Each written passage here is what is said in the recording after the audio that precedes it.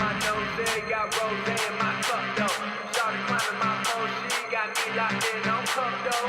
Cocaine in my nose, there got rose in my cup though. Started climbing my pole, she got me locked in on cup though.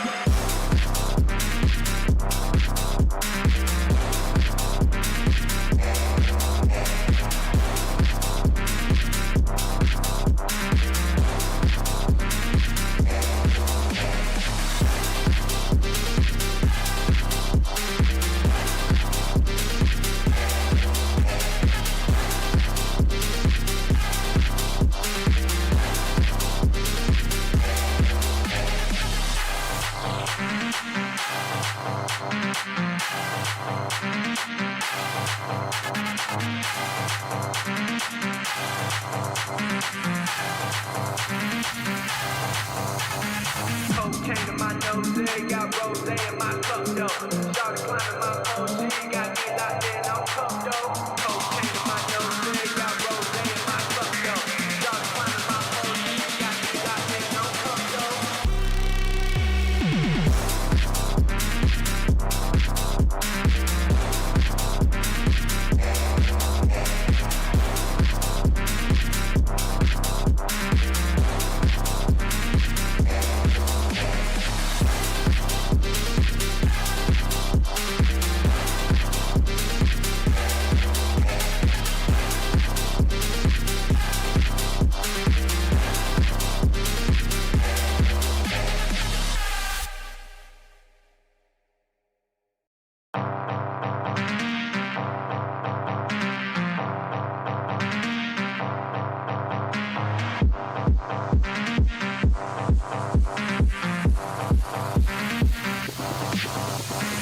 Cocaine in my nose, there got rose in my cup though.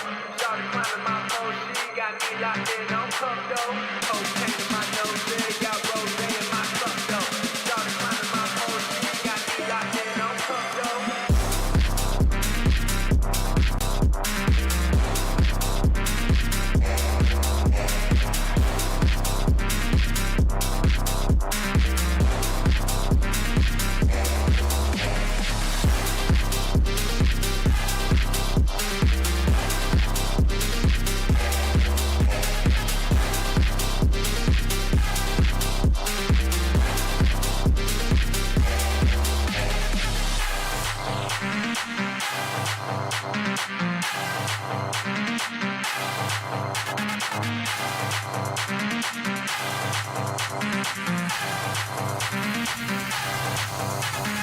Cocaine in my nose, there got rose in my cup though. Started climbing my pole, she got me locked in on cup though. Cocaine in my nose, there got rose in my cup though. Started climbing my pole, she got me locked in on cup though.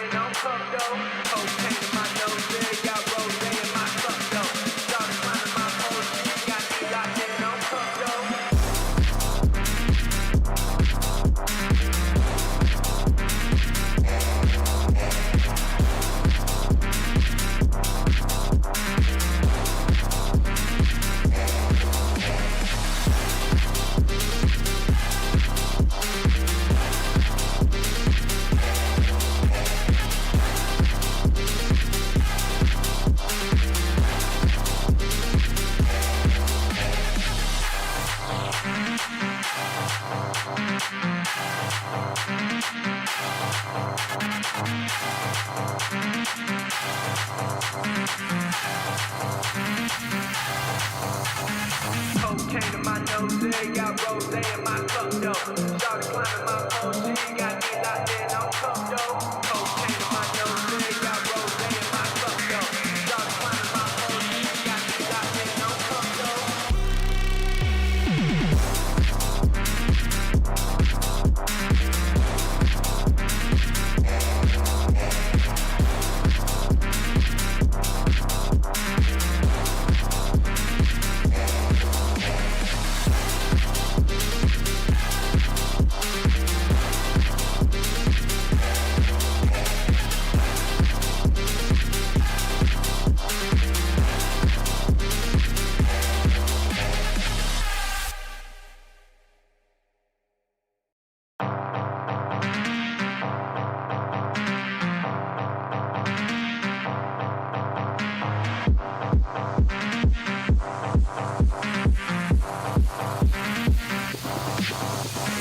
Cocaine in my nose, got rose in my cup though. Started climbing my OG, got me locked in on cup though. Cocaine in my nose, got rose in my cup though. Started climbing my OG, got me locked in on cup though.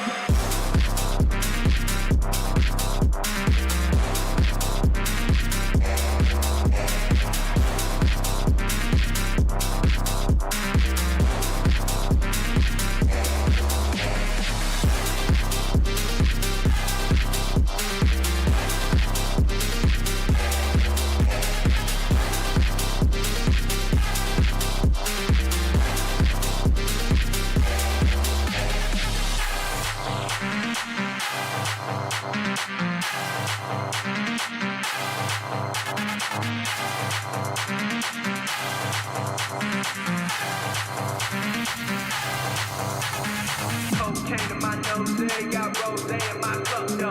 Started climbing my OG, got me locked in on cup though.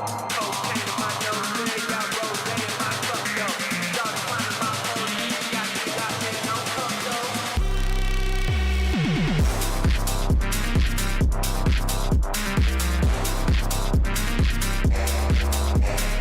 Started climbing my OG, got me locked in on cup though. Cocaine in my nose, got rose in my cup though. Started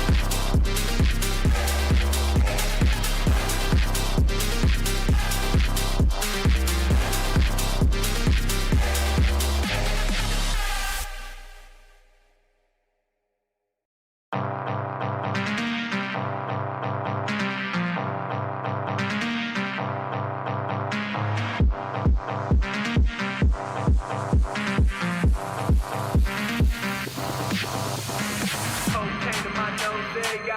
OG, got me locked in on cup though. Cocaine in my nose, got rose in my cup though. Started climbing my OG, got me locked in on cup though.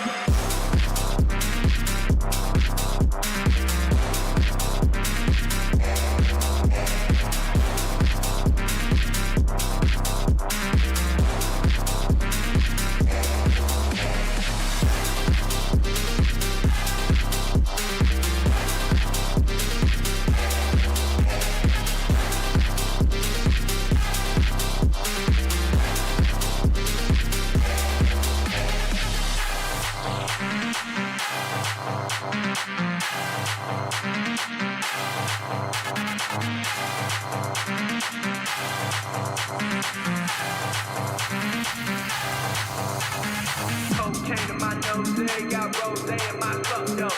Started climbing my OG, got me locked in on cup though.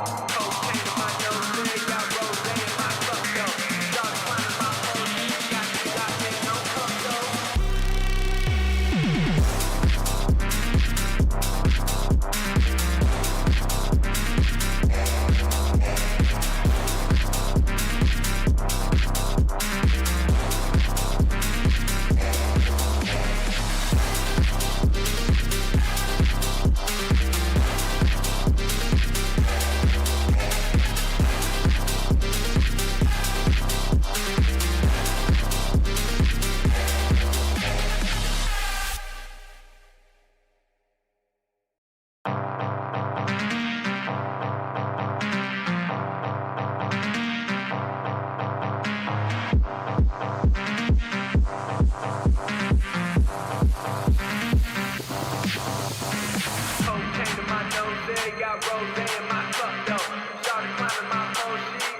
locked in on cup though. Cocaine in my nose, yeah, got rose in my cup though.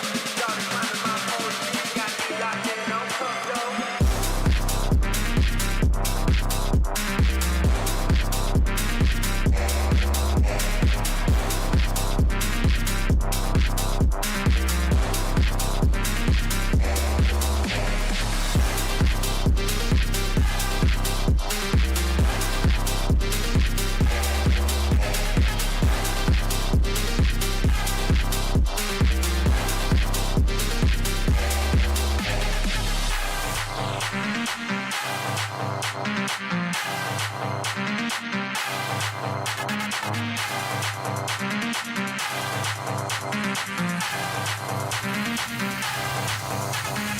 Cocaine in my nose, yeah, got rose in my cup though.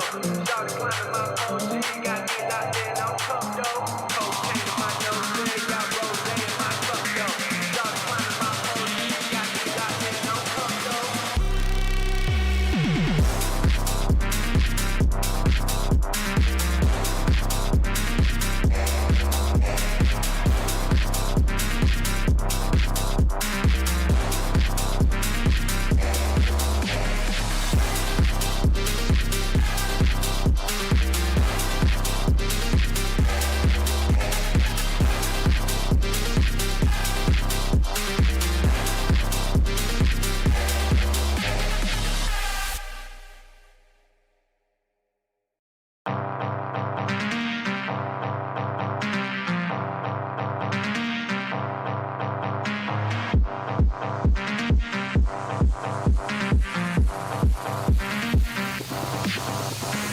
Cocaine in my nose, yeah, got rose in my cup though. Started climbing my pole, she got me locked in on cup though. Cocaine in my nose, yeah, got rose in my cup though. Started climbing my pole, she got me locked in on cup though.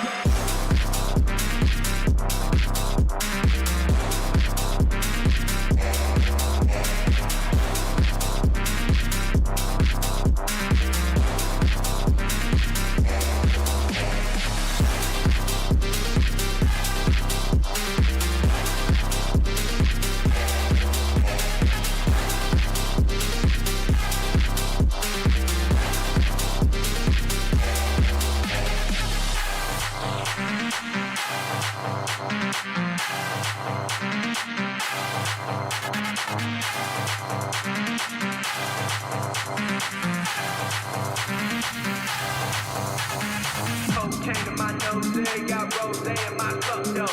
Started climbing my pole, she got me locked in on cup though.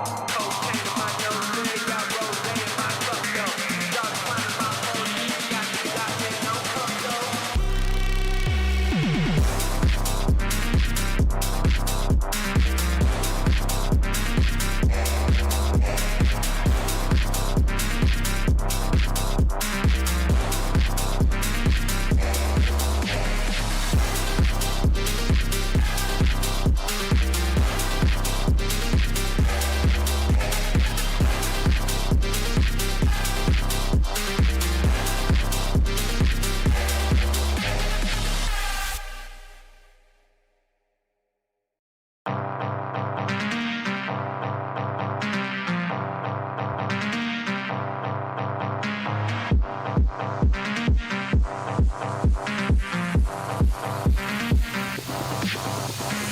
Cocaine in my nose, yeah, got rose in my cup though. Started climbing my pole, she got me locked in on cup though. Cocaine in my nose, yeah, got rose in my cup though. Started climbing my pole, she got me locked in on cup though.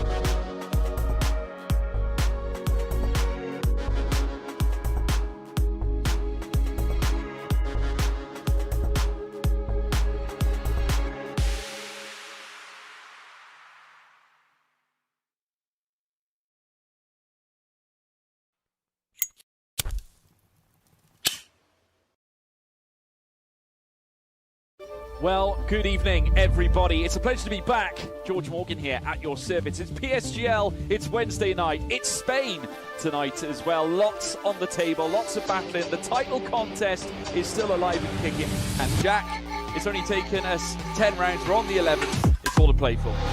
Boromant goes on the inside and takes the lead on the final lap of the race. Now it's side by side between Boromant and Warner, but Boromant's got the inside. Star here in this phenomenal race. Cameron Dowd looking to take P2 in his very first PSGL F1 PC race. Incredible to say the least. You see that Putin still lead. 1.5 seconds. DRS is the name.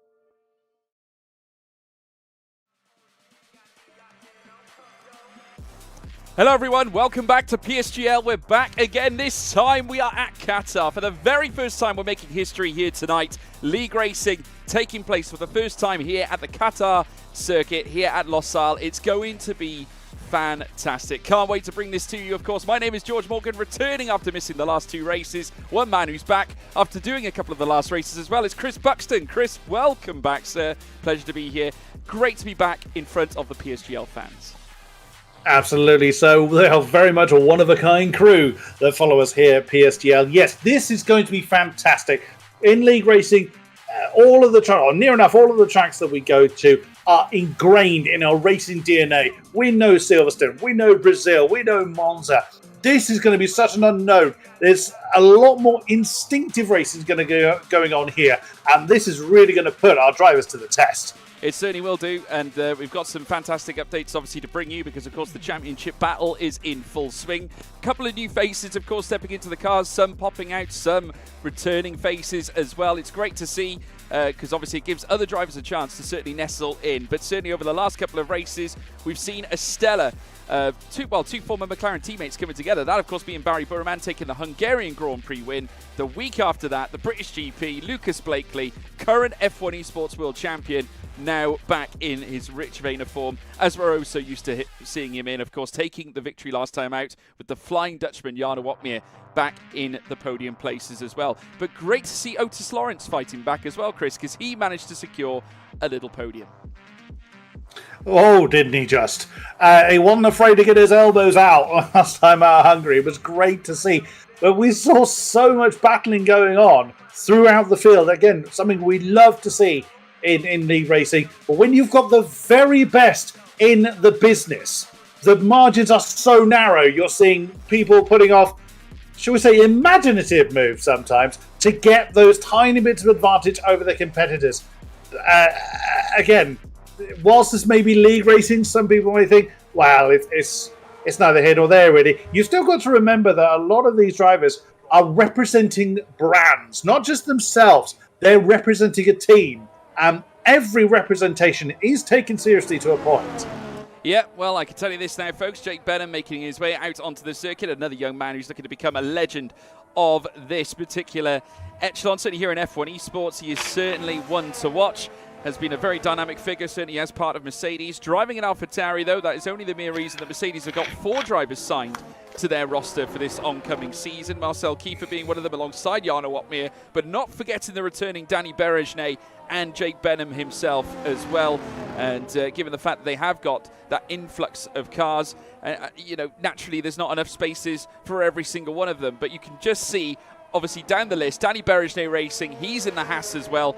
Also with the likes of Jarno Wotmir racing for Mercedes, joining him as well, his teammate Marcel Kiefer. So Mercedes in full swing, full representation here tonight at Losail, and chasing the big points. Yep, very true. We're seeing quite a few drivers coming on intermediates, standard league racing affair, just to make sure that all of the necessaries are working, the pedals are okay, the wheels not pointing off at a 45-degree angle, things like that. Philip Preisnader was the first to break cover in the Red Bull. No one's going to be setting any representative times, obviously, in the dry. It took a little while for drivers to come out onto track, and vast majority of the field have yet to move. So that tends to lead to the feeling there's quite a lot of confidence out there, which it's good to see. So drivers obviously put practice into this lesser-known circuit. But like I say, this circuit, whilst it's got some runoff, it's very, very twisty. So not only are drivers going to be driving more on their instinct, their reactions are going to have to be absolutely spot on. And someone makes a mistake, it could well drag a lot of them with them. It certainly could do. And we're seeing also intermediate tyres back in full force as well, a common sight that we have seen over the last, should we say, couple of seasons. You know, it's natural to see them tested the cars out on track.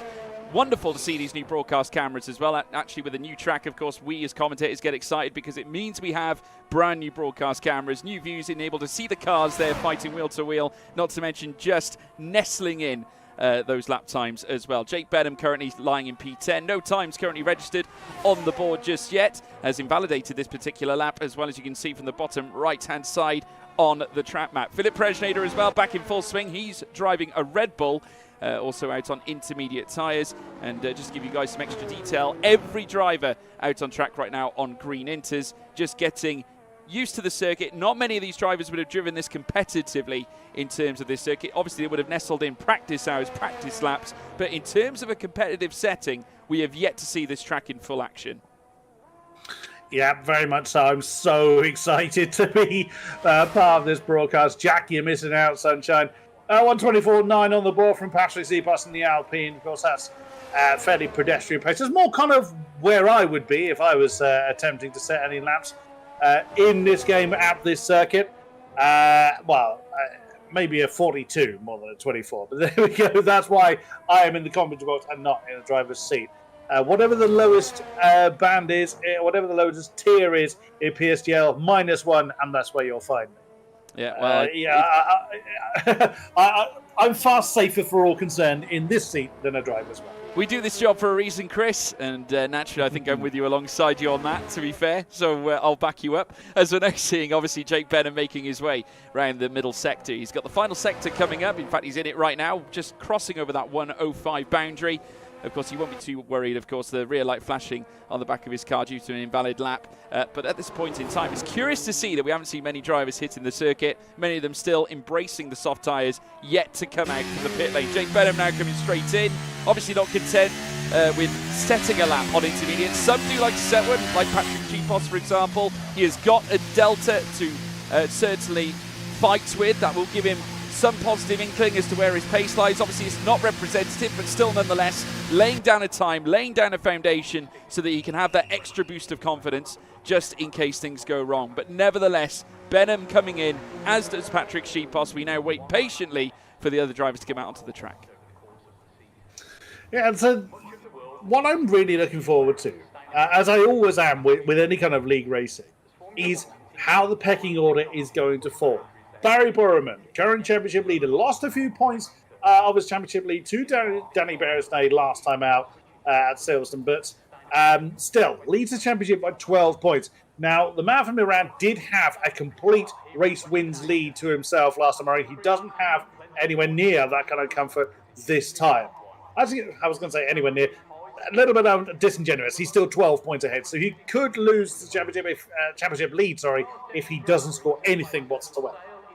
Danny Beresnay, strong performance last time out. Jake Benham, as 7th on the board last time, so consistent to his race at Hungary.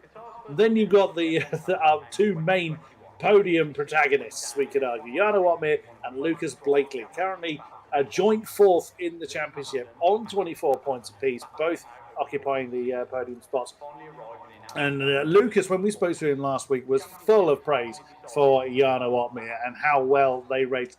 And he highlighted a point that is very, very important to bear in mind when it comes to how these top, I was going to say how the top drivers do, but how any league racing competitor takes to the track is that trust that the driver next to you is going to behave themselves. You're not going to see anything silly, a massive dive bomb from 3 weeks to go.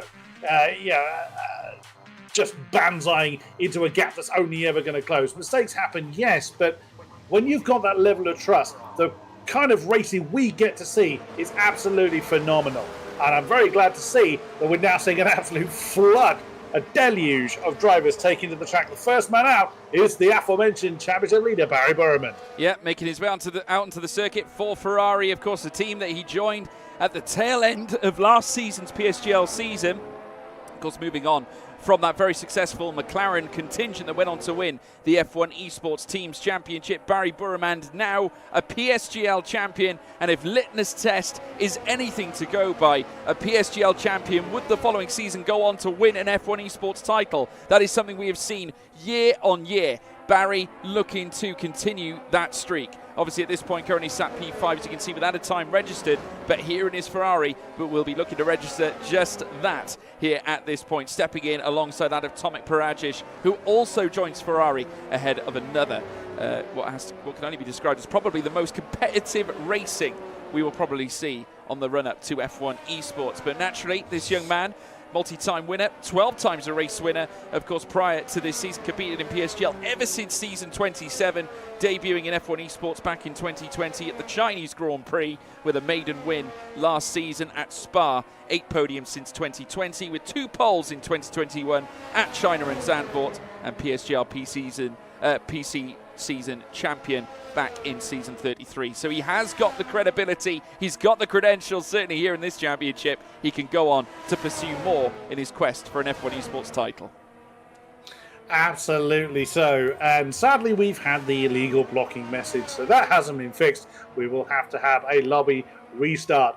Ironically, the man that was, quote, blocked is a driver returning to the seat. We haven't seen him for a little while. Simon Weigang, the German veteran in the Aston Martin. Great to see some familiar names returning to us here at PSGL as Barry Burremand has started his first soft run coming through turn 2. Turn 3, flat out right-hander, then almost pretty much is a double apex right-hander. Turn 4, turn 5, 90 degrees to the right. It's gradual slowing down, but only down to 6th gear. Now, heavier braking zone into turn 6. Hopefully, he's not going to face too much traffic by the time he gets towards the line. A short run. Turn 7, 8, and 9 in fairly short succession. This wonderful kind of flowing chicane sequence is something we enjoy in several different places. Now, turn 10, still in 4th gear, still medium speed corners. Flat out turn 11, nothing to worry about here. It's up to turn 12 and 13 and 14. All again, just allowing the car to just flow. Balance very, very crucial here, as you've got a lot of medium to high speed corners. Also, that proves to be a hell of a tyre muncher for drivers. Oh, he's got traffic as well. Oh no! He slammed into the house. Was that Otis Lawrence? No, it wasn't. It was Jake Benham. Oh my goodness me! I wondered if Barry Burremand was actually going to clear the traffic. Well, that's something you don't see very often.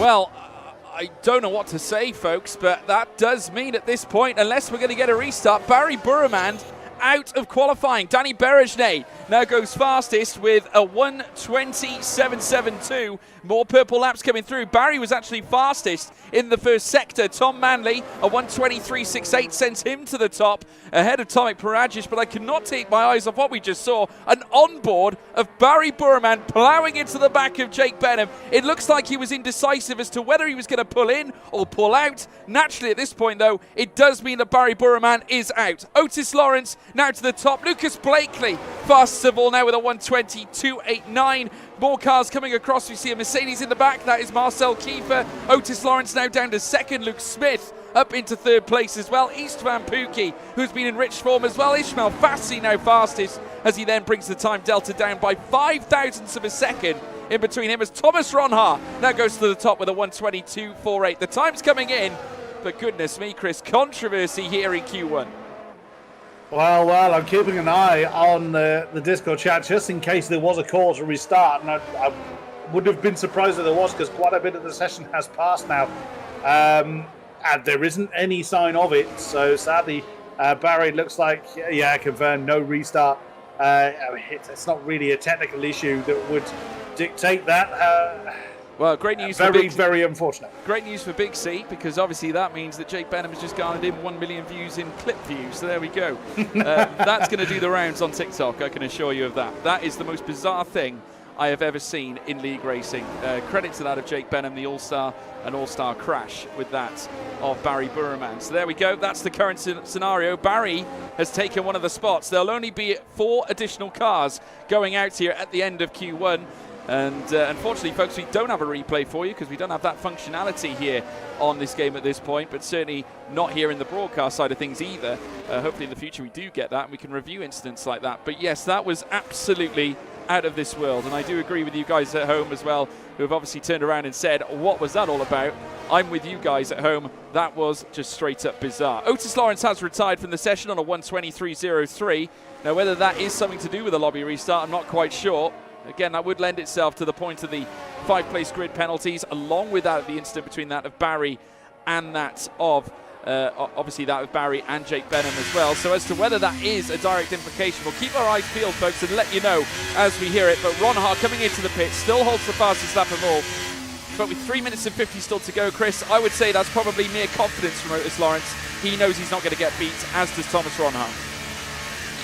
Yep, I would agree with that. Again, fairly common for those that are certainly in the top 5 to retire from the session early.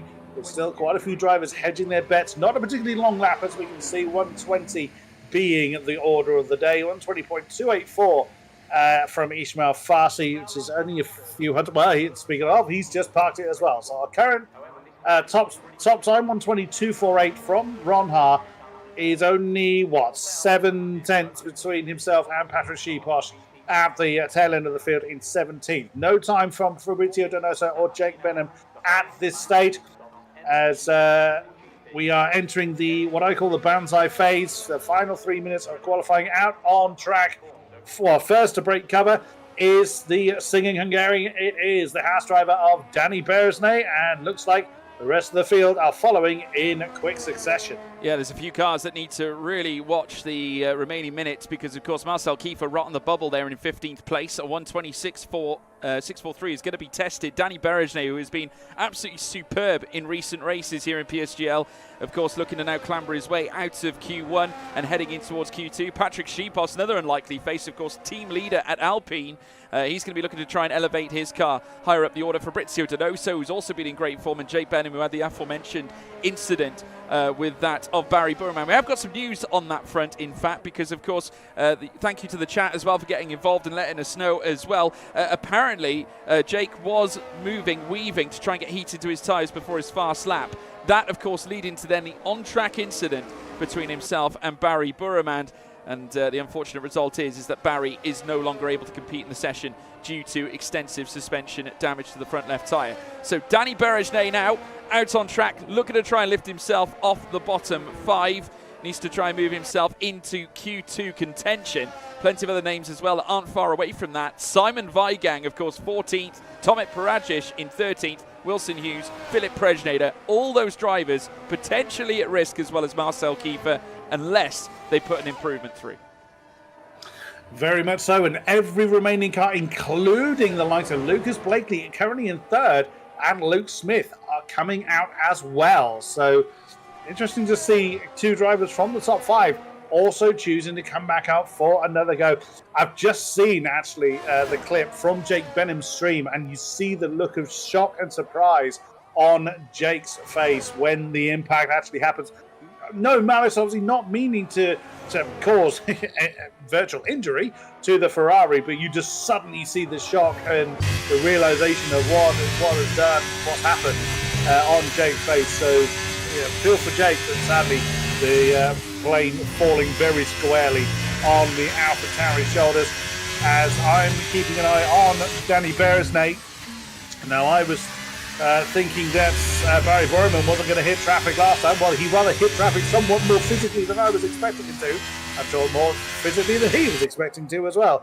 Danny Beresnay, I think, has got certainly he's got a fair amount of gap. He's got about half a sector or so. Is it going to be enough? It's caught one driver out. Let's see what time the Danny Beresnay, 120.772 his current time, as somebody gets on the board. Well, 26.423 in the first sector is certainly very useful. Puts him right in the ballpark with the others that have set stellar lap times already. Beresnay now circling through the next segment of corners. Very fast-paced sections here. Very rare will you see a slow-speed section. The slowest heading through into Sector 2 in those initial bends. You see a few cars taking that now as Danny Berejne now heads up towards the line. Now, where is he going to position himself now? The Hungarian sensation goes 7th fastest into the top 10. That should give him safety. More cars coming along as well. We got Fabrizio Donoso goes fastest too. So 120, 242. Many of the drivers perhaps not suspecting those major improvements that they can be found. Brendan Lee now coming up towards the line. He's going to look to improve as well. He goes 3rd fastest to join teammate Thomas Ronha in 2nd and 3rd places. Tomek Paradzic, a major improvement, goes 2nd fastest as well. All of a sudden, those who retired early, they're not so safe, Chris. No, Marcel Kiefer has pulled his car into the pit already, so he is out of this qualifying session. Next is one of the McLarens as Wilson Hughes, another top time by thousands. Never mind, Tom Manley gets his name to the top of the board. Then Shiposh matches that of Donoso. Those early retirements, Ethan Pookie in particular, is in trouble. Weigang only 13th for the Aston Martin. Blakely remains in the top 10. Alvaro Caraton in the Williams into 7th place. Otmir, he is, oh my goodness me, by what? Not even a 10th of a second does the Flying Dutchman see himself not taking further part in qualifying for this race. Well, that's 2 Mercedes out, Marcel Kiefer out as well. So already we're seeing both Jarno Otmir and Marcel Kiefer. Barry Burman, of course, out with the suspension damage. Jake Benham is also out of the running as well. I got a feeling there's a little bit of compassion involved there after what happened with Barry Burman earlier on in the session. Danny Berejne, who of course set that initial P7 time when he crossed the line, all the way down into 15th. So as I alluded to, you're not so safe if you retire early, as we now see Caraton making his way through the middle sector. 8th place is where he garnered as well. Credit to him for getting into the top 10. Tom Manley, he is your fastest man, 99 thousandths faster than that of Wilson Hughes, who stays in P2. Fabrizio Donoso, a stellar closing lap there, going 3rd fastest. Patrick Shipos in 4th with Tomek Paradzic in 5th. Thomas Ronha 6th as well with Luke Smith in 7th. Alvaro Caraton 8th with Brendan Lee in 9th. Lucas Blakely in 10th. Ishmael Fassi in 11th with Otis Lawrence in 12th. Istvan Pookie in 13th. Simon Weigang 14th as well. We'll go down the order. Danny Berejne just barely staying in 15th place with Jarno Otmir, a major shock out of qualifying with Philip Prejnader in 17th. Marcel Kiefer, Barry Burman and Jake Benham after they came together. Benham, of course, not setting a lap at this point. And naturally, that takes us through now to the next session of qualifying, folks. Q2 about to get underway. But as we alluded to, Chris, major shocks. I think on one level we got the crash. On another level, at the end of qualifying, both Mercedes out of the session. Again, that's partly down to the lack of familiarity of this track. All the other ones I mentioned earlier are in your DNA. You know them instinctively. These guys know how many blades of grass there are on the outside of Stowe. They've been there that many times in the virtual world, some in the real world as well. But tracks like this are going to catch people out. So, yeah, several shocks already. Not even 0.2 of a second between 1st and 15th. And Jarno Otmir was out by 7 thousandths of a second. That's how close that first session was. Yeah, incredible, folks. We're going to move across now to Q2. Things obviously kicking up here as well, folks. Already cars now leaving the pit lane. And just look at this. You can just see there at the sharp end, all of them barreling out, not wasting any time. The first car out on track, I could just looking across my screen, is Alvaro Caraton. And he'll now make his way through the middle sector. Already now we've seen some drama. I tell you what, I didn't expect to see controversy in the very first session of qualifying. Many of the drivers still getting used to the circuit, as you so rightly said, but it's unbelievable to think that this circuit broke ground back in 2003, folks, opening officially on the 30th of September 2004 with 58 million United States dollars being ploughed into this very track. It has since hosted the Qatar Grand Prix for Formula One back in 2021 in its original season of hosting that race. It will return again this year as well, 2023, with other major series featuring the MotoGP, the World Superbikes, as well as Porsche Carrera Cup and Stock Car Racing, which of course has held host to that of Rubens Barrichello and the likes of many others as well. Out on track though, it's Alvaro Caraton, who we're currently seeing on screen, invalidating his opening run. He won't be too concerned with that because it's all about getting the tyres up to temperature. Every car now out on softs as they look to now register fast initial laps to head them through to Q3. Riding on board then with the Williams, he starts his time. He knows what the benchmark is to aim for, but how much of a impact is he going to make on that time to start with? Generally, these first runs in Q2 are done on a scrubbed set of soft tyres. No one runs the intermediates by this point. They already know the equipment is working well. Turns 1, 2 and 3 are dealt with in short order. Just down one gear, keep the power on, keep the car balanced through 4 and 5. And then even though it looks a heavy braking zone, it's only down to now Alvaro actually headed down to third there. Most drivers seem to be sticking in fourth. That's one of the, if not the heaviest braking zone in the entire lap.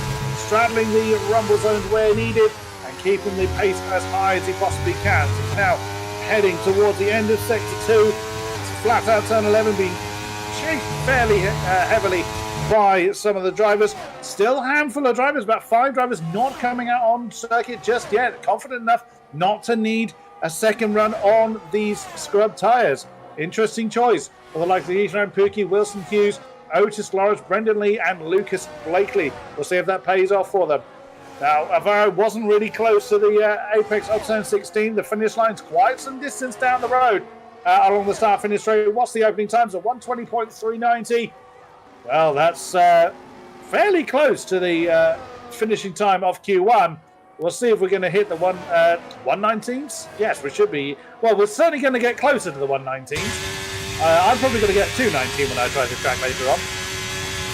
Well, I can tell you this, Thomas Ronhaar now going fastest, setting purple in all 3 sectors. Caraton held purple sector 2 and sector 3 for such a long time. There was only one man who could stop him, and that was Thomas Ronhaar, setting a really, really tidy lap on 1:20.280 as the Dutchman comes back to the top, missing out on the championship, of course, at the tail end of last season in that dynamic and absolutely incredible title fight between him and Barry Burman at Bahrain.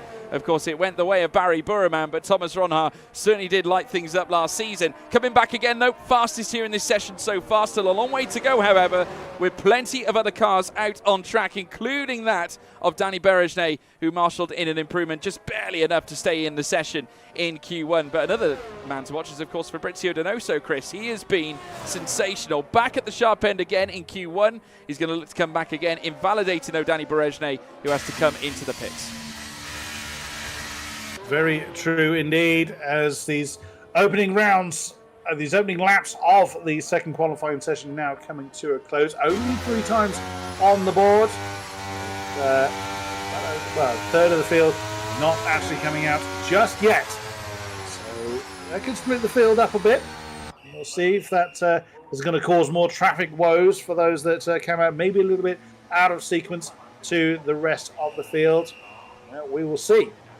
At the moment, not a great deal of movement going on. Just keeping an eye on the map, see if anybody is going to break cover just yet, or they're going to let the clock tick down a little bit more. 9.5 minutes to go of the second qualifying session. Well, we didn't have to wait long. Both the McLarens coming out together. Now, that always makes you think, are we going to see some slipstreaming going on?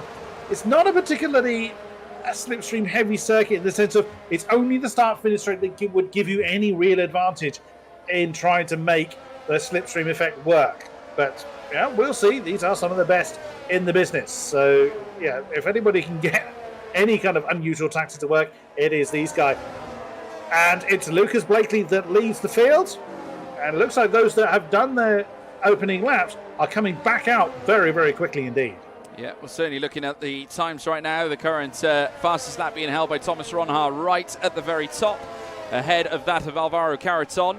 Just a mere 10th plus of a second separating them. The slimmest of margins, but naturally in these cars, that does feel quite gargantuan. The 2 McLarens as well, just spearheading the way on their final runs. Lucas Blakely, the current F1 esports champion, who has been a stellar story in the growth of the F1 league racing scene, alongside that of Jarno Opmeer as well. 2 great champions that have enlisted their responses here in PSGL as well, not to mention the likes of Brendan Lee, who is also right in the sharp end of things, back to his old best, you would think, as well, certainly fighting up at the sharp end with some very competitive laps. And here at Qatar, I think we've witnessed certainly a vast difference in terms of how drivers are treating this circuit, because of course we've seen many of them execute through circuits such as this before, but the invalidations are creeping in now, and that could very easily hinder a driver's progress.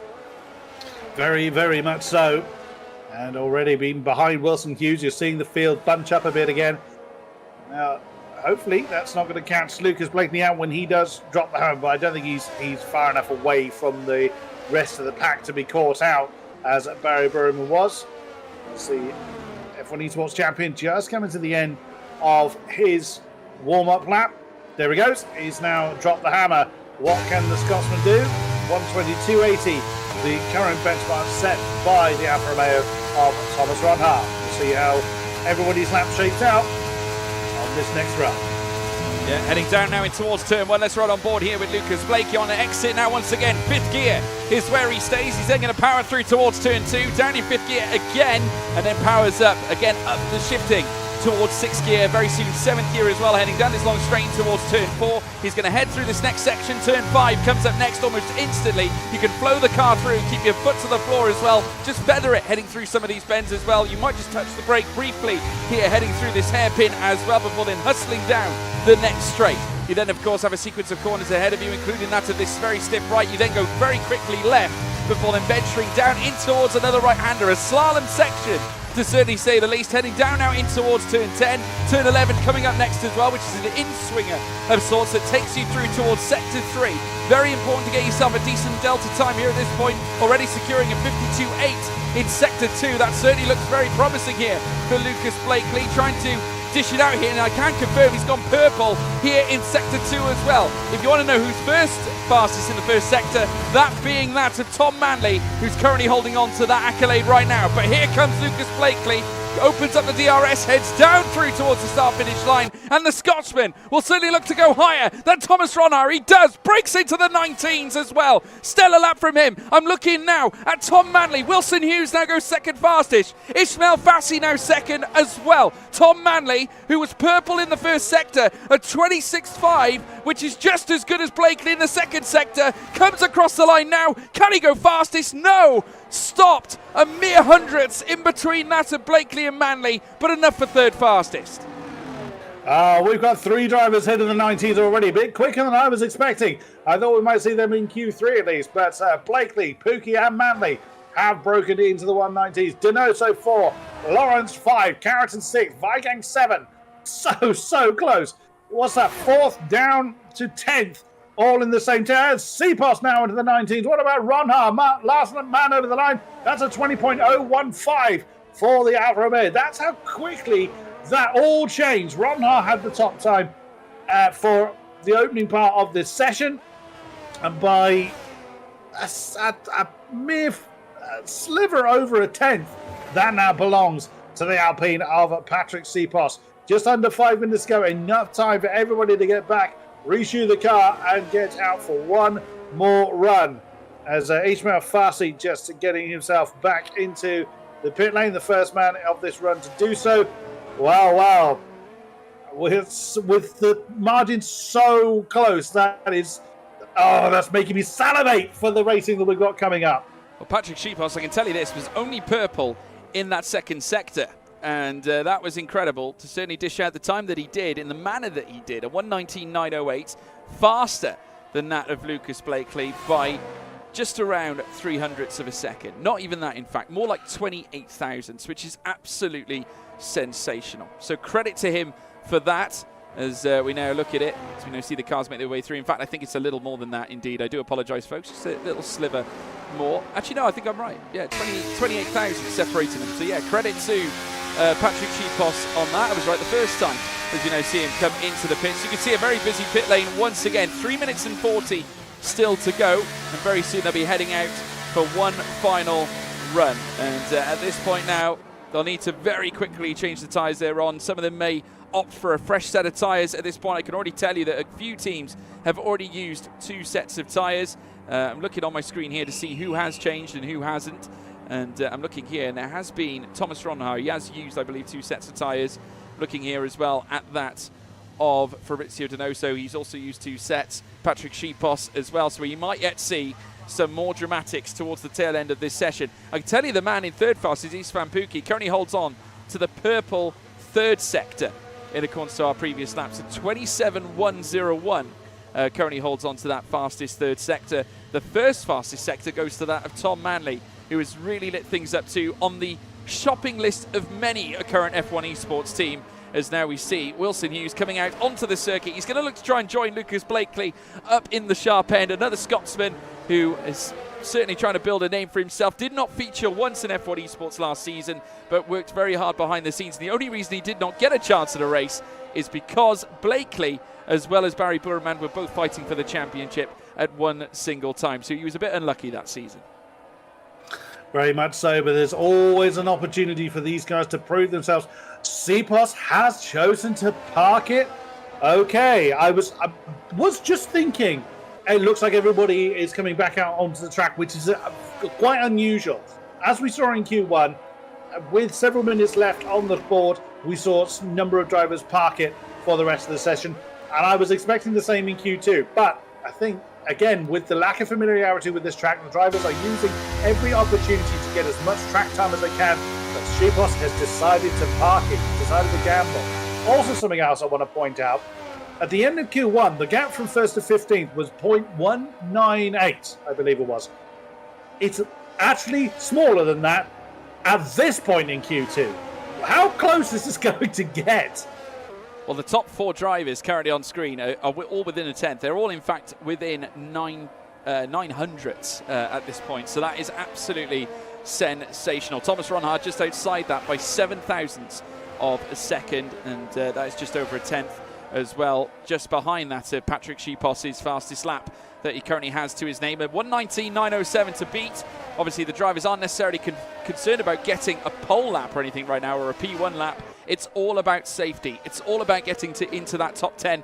And look at Danny Berejnay as well. He was on the bubble in our first session in Q1, of course, finishing 15th fastest. He's now on the bubble again, 10th fastest for now. He needs to try and find something extra this lap in order to secure safety. Wilson Hughes is started the scoring off for this final run. The Banzai phase well and truly underway. He is chased by Tommy Parajic. So the Ferrari will have a front row seat if it does go wrong for Wilson Hughes. I'm going to follow the McLaren through his lap as he is sweeping through turns 1, 2 and 3 in wild abandon. Throw it in for 4. Hope the car sticks. Of course, they all have done so far. What's the time like at the end of Sector 1? It is 16 thousandths up. So that alone would actually get a few positions out for Wilson, but not enough to get him out of the drop zone at the moment. We'll see how his time continues to develop. Turn 7, 8, 9, riding over the rumble strip as much as he dares. 10, so the flag is out. The session will come to a close. All or nothing, do or die for this session. It's 22 thousandths now to his advantage for Sector 2. He's going to have to find a bit more than that. Of course, everybody is going to be trying to find those little improvements, so thousandths, to try and get them out of the drop zone. Over to the left-hand side for the final turn. Rides the apex nicely and uses all of the rumble strip that he's allowed. Foot down, DRS open. Where will Wilson Hughes in the McLaren? It is 8th with a 120.029. Managed to find a 10th in the end. Parajic is 9th. Where is everybody else going to filter in? Let us see. Next up is Ismail Farsi, then Istvan Pukki, 5th and 3rd respectively. Next up was Tom Manley taking 2nd. Otis Lawrence up into 5th. Next half, Berejnay 4th for the singing Hungarian. Next up is Brendan Lee, that is 7th. Then it is, I think it's Caraton. It's Luke Smith, big man. Blakely again, stamping his authority on the session by taking the top spot. So that's Hughes out, Parajic out. Thomas Ronhart slots in just a half a tenth behind Blakely. Nicely done. So I think it's just Donoso. He's invalid. So that is he's invalid. Sorry, his time's invalid. Sorry, Fabrizio. I'm not saying you're invalid at all. But so it is Donoso that falls foul, just invalidating that last run that sees him out of the qualifying for this race. Well, Lucas Blakely, first of all, by 0.04 of a second ahead of Thomas Ronhaar, who looked to have the purple lap. He was purple in Sector 1 and Sector 2. He wasn't in Sector 3, though. That privilege went elsewhere to that of Istvan Pukki yet again. But incredible. Look at the top 8, all within 93 thousandths of a second, with only Brendan Lee and Ishmael Fassi barely outside that amount as well. But some key names that we have lost. Fabrizio Donoso out, Wilson Hughes, Tomet Paragic, Simon Weigang and Luke Smith. They are all out of qualifying. And I tell you what, a crippling day for Ferrari as they see no drivers at all making it through to Q3. Credit, though, to the likes of Alfa Romeo, Thomas Ronhaar second, Brendan Lee in the mix as well. Plenty of big names in the mix. Blakely back to his best after winning last time out, of course, in the British Grand Prix. A home race scenario, and the Scot is back on top, and he's back on top here as well in Qatar in Q2. But now the crunch time happens now, folks. We are now here in the final session of qualifying. Q3 is now upon us. Let us know in the live chat as to who you want to take pole, who you think is going to take pole at this point. Chris, I'm going to ask you, I'm not going to throw you into the bus, I'm just going to say, give us your insight. Who in your mind, who in your right mind certainly is going to become pole position, who's going to take pole position here at Losail? It's going to be difficult to look away from Blakely. His main opposition being Jarno Otmir not getting out of Q1. I'm a bit of a sucker for a long shot. I'm going to go with the Alfa Romeo. I'm going to say Thomas Ronhaar. Whoosh. Well, Ronhaar being certainly one name on the list of many. Tom Manley also getting a vote as well. Blakely getting some support as well from Yari. Also looking further down, Taddy T also agrees with you on Ronhaar. If Blakely doesn't get it, Tom Manley's been looking decent, says Bren Price. You're absolutely spot on. Danny Berejne as well, another name to watch as well, has also been in vibrant form and does return here in this session too. He's been certainly sleuthing his way through the field very, very shrewdly indeed. He's been doing a cracking job. Otis Lawrence getting some support as well. And obviously Otis has been one of the feel-good factors this season. The young Welshman who, against all odds, is really starting to deliver. Only 15 years of age, soon to be 16 through this game cycle. Whether he gets a chance to qualify for F1 Esports Challenges, we're not quite sure. But keep your eyes peeled, folks, on this young kid. He is going to be sensational and definitely a star for the future. But nevertheless, now we're going to be heading into Q3. The timer is ticking down, folks. Keep letting us know. Let us know who your pole position sitters are. We're going to take you through the final session. It is going to be so rapid. We saw the top 8 all within a tenth of a second.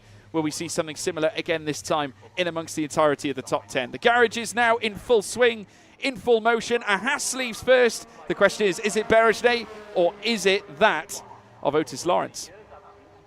You were right first time. It is Danny Berejne. That's the thing with trying to predict who's going to be on pole. Any one of these top 10, any one of the 20 in this field has the potential to get that one golden lap in. With the margin so fine, you'll never recover from any kind of mistake. You could be mere pixels wide at any one of these 16 corners. And that is your shot at the top spot dealt with. So any one of these remaining 10 drivers could take that top spot. And how well people are going to be overtaking here, that's going to be a bit of a mystery. Because, again, we don't have that lack of familiarity. We don't know where to expect the big moves to come in. Is it going to be in the heavy braking zone at turn 6? Is it going to be banzai moves into that final turn to try and unsettle your opponents along that quite long start-finish straight? Turn 1 doesn't have a very big braking zone in it. So are we going to see lots of moves into there? We don't know. And that is, again, what I'm really, really looking forward to seeing. All the field out. Patrick Seapros was a little bit late in leaving the garage, but we've got enough time for 2 runs. Again, I'm expecting the used tyres to come out for this opening run. Danny Berejne is going to be the first to set the timing alive. Yeah, he certainly will do. Now making his way in towards Sector 3. In fact, in Sector 3 proper now as he ventures around turn 13, 14, very soon 15 as well after a semi-straight that then leads him down to another semi-straight towards turn 16, the final corner on this circuit. 5.418 kilometres, that's 3.367 miles. Lie in wait for every single one of these drivers. 10 drivers remain here in qualifying, all of them vying for a place on pole position. The question is, who's it going to be? Of course, last racing here back in 2021. We are now returning it to the F1 calendar this year. And here at PSGL, it's very much part of our calendar as we now ride on board here with Danny Berejne as he now looks to try and nestle down a very, very fast opening lap. He's got plenty of clean air ahead of him, plenty of clean air behind him as well, as he now works his way through the first sector, turns 2 and turns 3, just still kinking the curve for turn 3, then turn 4 down the back end of this straight as well. He'll then curve in well within the 50-metre board before then cutting right back in again at turn 5. Now heading down the straight, he's now moving into sector 2 proper at 26.349.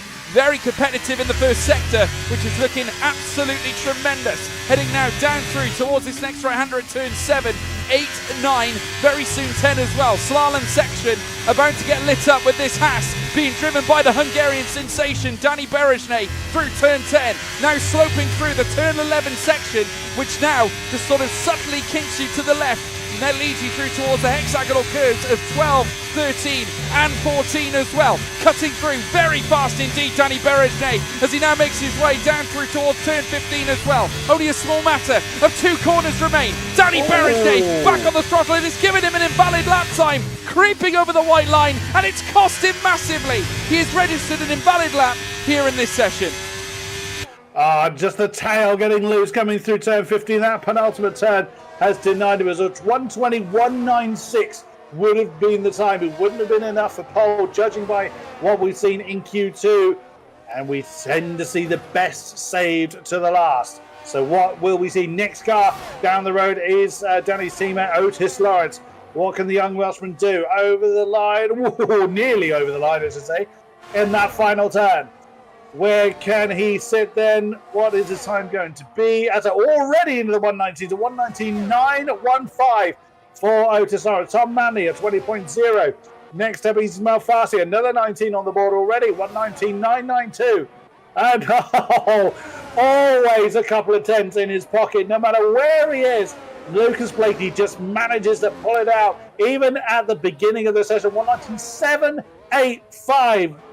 What, ladies and gentlemen in chat, what's your poll time prediction going to be? Are we going to see 19.5s on the board by the end of the session? Well, a fantastic lap from Lucas Blakely, a 119.785 to plant him nearly a whole tenth faster than Thomas Ronha in second place. Istvan Pukki as well, showing some great maturity, great level of pace as well. Remember, last season a race winner here in this championship as well at Spa-Francorchamps.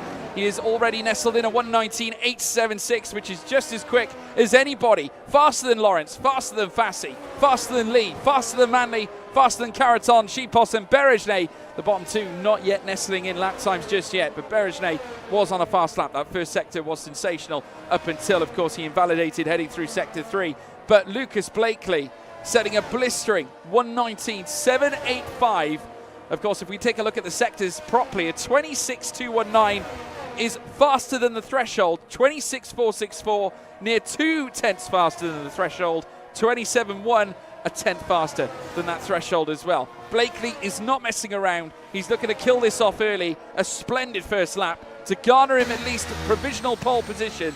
But we all know we have at least one run left for all these drivers. And with 4 minutes and 30 to go, folks, let us know who's it going to be. Oh, I can't wait. The anticipation is really, really high. But interestingly, I was watching the Williams and Ismail Farsi. He was getting back to the pit lane in a hurry. He was passing people all over the place. He wanted to get back and get changed as quickly as he can. Will he be back out on track? Will he be the first man back out on track? We will see, as all 10 remaining cars are back in the pits and being pushed back into the garages. Who is going to be first to break cover? 4 minutes now remains. There's plenty of time for our drivers to get back out there. They don't need to rush, but is Ismail Farsi feeling the pressure a little bit? Did he feel the need to get back quickly, to get back out on circuit early? Generally, it's the last man over the line that has the biggest advantage, but is he thinking about a potential traffic issue? Much less likely with, obviously, half the field no longer in this session, but I would think that maybe those issues are playing on the drivers' minds a little bit. We will see as we head to the final Banzai phase of the night. Yeah, you can hear the revving of engines, folks. It won't be long before the cars then make their way out onto the track. Already we're seeing some activity. Haas again jumping early. The question is that again Dani Berezsney, who's still yet to nestling his opening lap, and yes, he is keen to leave first every single time. Wants that clean air, Chris. What's the significance of that? Well, generally you would be far less distracted by everyone else around you. You know you're not going to get pushed into a corner. The slipstream effect isn't going to be particularly important here. So trying to grab an extra few kilometers an hour is not going to be overly important. And with less of the field, he's hoping not to face the same kind of traffic woes that we saw in Q1. So much less distracting, much more focused on what he is able to do. It is all or nothing, do or die, feast or famine in this remaining 2.5 minutes of Q3. Yeah, well, Danny Berejnay is going to be the first man to take them through. Plenty of cars, though, following suit as well. Tom Manley being one of them. He's currently the second of the cars making their way around the circuit. Danny Berejnay's teammate as well heading around the track, that being Otis Lawrence, the young Welshman who's bidding to place himself on the podium once again, and certainly in the top 10 shows a great level of certainly achieving that. We'll have to wait and see whether he can. Of course, the two Williamses also out too, that being Ismail Fassi and Alvaro Caraton. Of course, Fassi tipped to be also a future great as well, that we'll likely see in the mainstays of F1 esports in the future. So keep your eyes peeled on him as well, as we now see them make their way through towards the final sector now. Q2 over and done with, Q1 over and done with. It's all led to this point in time with 10 drivers all looking for that extraordinary pole position, and a historic one as well, because it's the first time PSGL has come here to Losail, has come here to Qatar, and around this very circuit we're going to certainly deliver our very first pole sitter in the PSGL PC F1 Championship. As now we see Danny Berejnay make his way in the final corner at turn 16. He's now going to cross the DRS line and open it up. Remember last time when he set a lap, he of course ran a little too wide heading out of turn 15, and that did invalidate his very fast run, which certainly did look extremely competitive. Now making his way through turn 1 again this time, before then hooking it up through towards turn 2, heading through the 50, now breaking down now as he makes his way in towards turn 3. Very shortly, this little kink in the curb. Now he's got a long stretch heading down through towards turn 4. A sequence of right-handers again as you take into account turn 5. In 6th gear, he will utilise that as well. Very high speed indeed. Now you come through to one of the slowest corners on the track at turn 6 as well. 3rd gear becomes 4th, becomes 5th, will become 6th as well, before he then loops it through towards turn 7. And now a slalom awaits, folks. If any of you have watched skiing, watch this. Through turns 8, now towards turn 9 as well, where you'll then meet the overzealous turn 10, where you can very easily get it wrong if you're not careful on the power. Turn 11 as well, which will then lead you up towards turn 12. He'll now venture into sector 3 proper, a 52.772. Out of the first 2 sectors is pretty competitive as he now makes his way down in towards the next right-hander. He's already done a 26.2 in the first sector, a 26.5 in the middle sector. Has not got it wrong this time out of turn 15. As now Berejnay makes his way towards turn 16 now. Now we're into added time as he now crosses the DRS line. Where is Danny Berejnay going to position his car here at the end of qualifying? He will go second fastest, just in behind that of Lucas Blakely. But Blakely, I hate to break it to you, he's gone fastest in the first sector, and he's looking strong in sector 2 as well. Already though, we're seeing more laps come through. Tom Manley has gone fastest, Chris.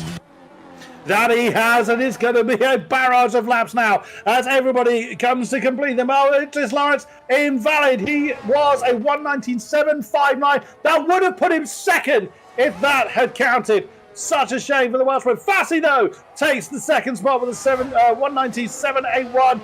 Caraton's over the line. He's fifth, and Blakely again was not to be outdone. A 1:19.694 to secure the top spot for him. It's just the Alfa Romeo's. Brendan Lee is 8th. What about Thomas Ronha? I didn't quite see where he finished, but it wasn't quite pole. It was 3rd for Ronha. So Blakely again bests the field and beats the 1:19.7. That's a pole position for Lucas Blakely. Congratulations to those who tipped him, of course, heading into tonight's event. Of course, already a race winner this season as well, and bidding to level his old teammate Barry Burman this season for 2 race wins this season. It's amazing to think we've only had 3 race winners in this season's championship in the 4 valid rounds that we have had as well. Blakely on top, he's on pole. Tom Manley in second, with Thomas Ronha in 3rd as well. Istvan Pukki in 4th place. Ismail Fassi 5th. Patrick Schipos in 6th, with Danny Berejnay in 7th. Alvaro Caraton 8th. Brendan Lee 9th. Otis Lawrence in 10th place for the young Welshman. But incredible lap, certainly, that would deliver a lap 14 thousandths quicker than Tom Manley. And just look at that order as well. The top 6 all within a tenth of a second. 86,000 separating that of Sheepos and Blakely. Again, highlighting the esteemed level that these drivers reach in order to become pros of their sport. And here in the world of PSGL, that is no different. Bragging rights across the board as each of these guys are preparing for another blistering season of F1 esports. Nevertheless, folks, we're going to take a quick ad break. We'll be right back, and we're going to do some post-qualifying analysis. Be right back shortly.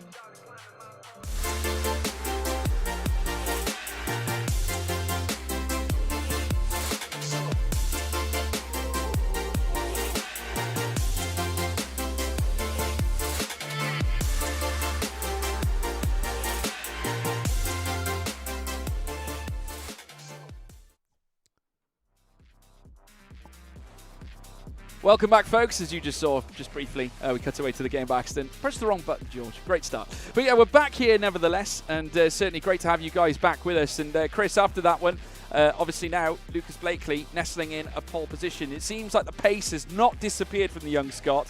Of course, has already become a PSGL champion in the past as well. Saw his former teammate Barry Burman do it last season.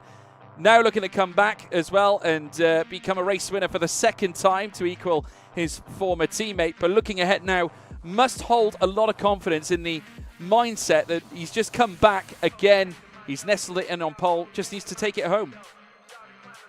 Yep, it sounds easy, but in a field so close, and this sounded, that is going to be very, very difficult. Now, when we spoke to Lucas before, he said, by his own admission, it is not an easy task to keep the very fast drivers behind. Not that it ever particularly was, but strategy in previous games was more kind of predictable. You would see vast majority of drivers starting on the hards or starting on the mediums, with a few throwing the dice on starting strategy. Now, the whole feel, the whole mechanics of the game change. Sounds like an obvious statement because it does generally game to game to game, but there's certain things that have kept consistent for the last few games. This one, as Lucas was explaining to us, is very, very different. So it's testing how well the drivers can adapt. And again, you throw in an unknown or more of an unknown, like the less familiarity with this circuit, and we're in for a spicy night. Yeah, we're going to be in for a real treat, folks, I think. And obviously, we've got to look at the Alfa Romeos as well, because obviously Ron Haar going third fastest, Brendan Lee in the top 10 as well, looking like he's bringing back some semblance of his former pace. We've got to go back, though, and discuss that chaotic moment, I think, at the very start of qualifying Q1. Barry Burman coming to the end of his first run, looking like it was going to be relatively competitive. Only his first run. There was going to be more after that there in Q1. But colliding with the back of Jake Benham as he was weaving backwards and forwards to get the heat into the tyres. And unfortunately, that costing severe suspension damage to that Barry Burman's car. He is going to be absolutely gutted with that, because we know one thing about Barry, he's a competitive head. He is currently holding on to the most race wins this season with 2, and now he's going to find himself starting from the back end of the order, which naturally for anyone in his position, that is a huge upheaval to take, and it does mean he's going to have to enforce some sort of outworld strategy if he wants to bring himself back in. And Silverstone did not go well for Barry Burman either. Finishing outside the points and having his championship lead more than halved in a single round. So, he doesn't have the air of comfortable. He doesn't have that comfortable air about him that he did last time around. So it's all going to be so much focus and really, I would think, hoping on a mistake from those in front of him, trying to force a mistake, obviously, because let's face it, all these drivers do. They're trying to put the pressure on those ahead of them to force them into an error, because a lot of the time that's the main way that these drivers find those tiny bits of an advantage. We've seen over all three Q sessions how close this field is. We've seen it race after race, time and time again. We know that all of these drivers are the very best. Yes, it's the top tier. But like you said earlier, George, we've got some names that haven't been in the season for the whole way through. We've got some reserves that are joining us as well. So there's always an element unknown. A great way for the newer drivers to prove really what they're made of. Yeah, no, absolutely. I think obviously if you look at I'm looking at the guys like Otis Lawrence coming through. I think at this point, top 10, looking really solid as well. And I tell you what, if you're Otis Lawrence fans in the chat, you've got every reason to be excited about this young kid coming in now to Q3. Again, looking extremely promising as they're going to be setting up the grid order now, folks. He's looking like he's going to be in a rich vein of form. I'm looking forward to seeing where he ends up at the end of the race. Do not counter him out. He has got a lot of pace for a young star. And as far as I'm concerned, very competitive and certainly well worthy of a seat in F1 Esports right now.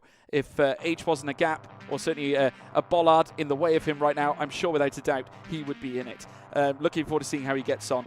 And then another man we've got to keep our eyes peeled for, obviously working his way through the order, is that of Ismail Fassi, another name that has since raced through from F2, a champion in his own right, was stellar racing against some of these guys through the course of this season and in the mid-season special that we ran prior to this event.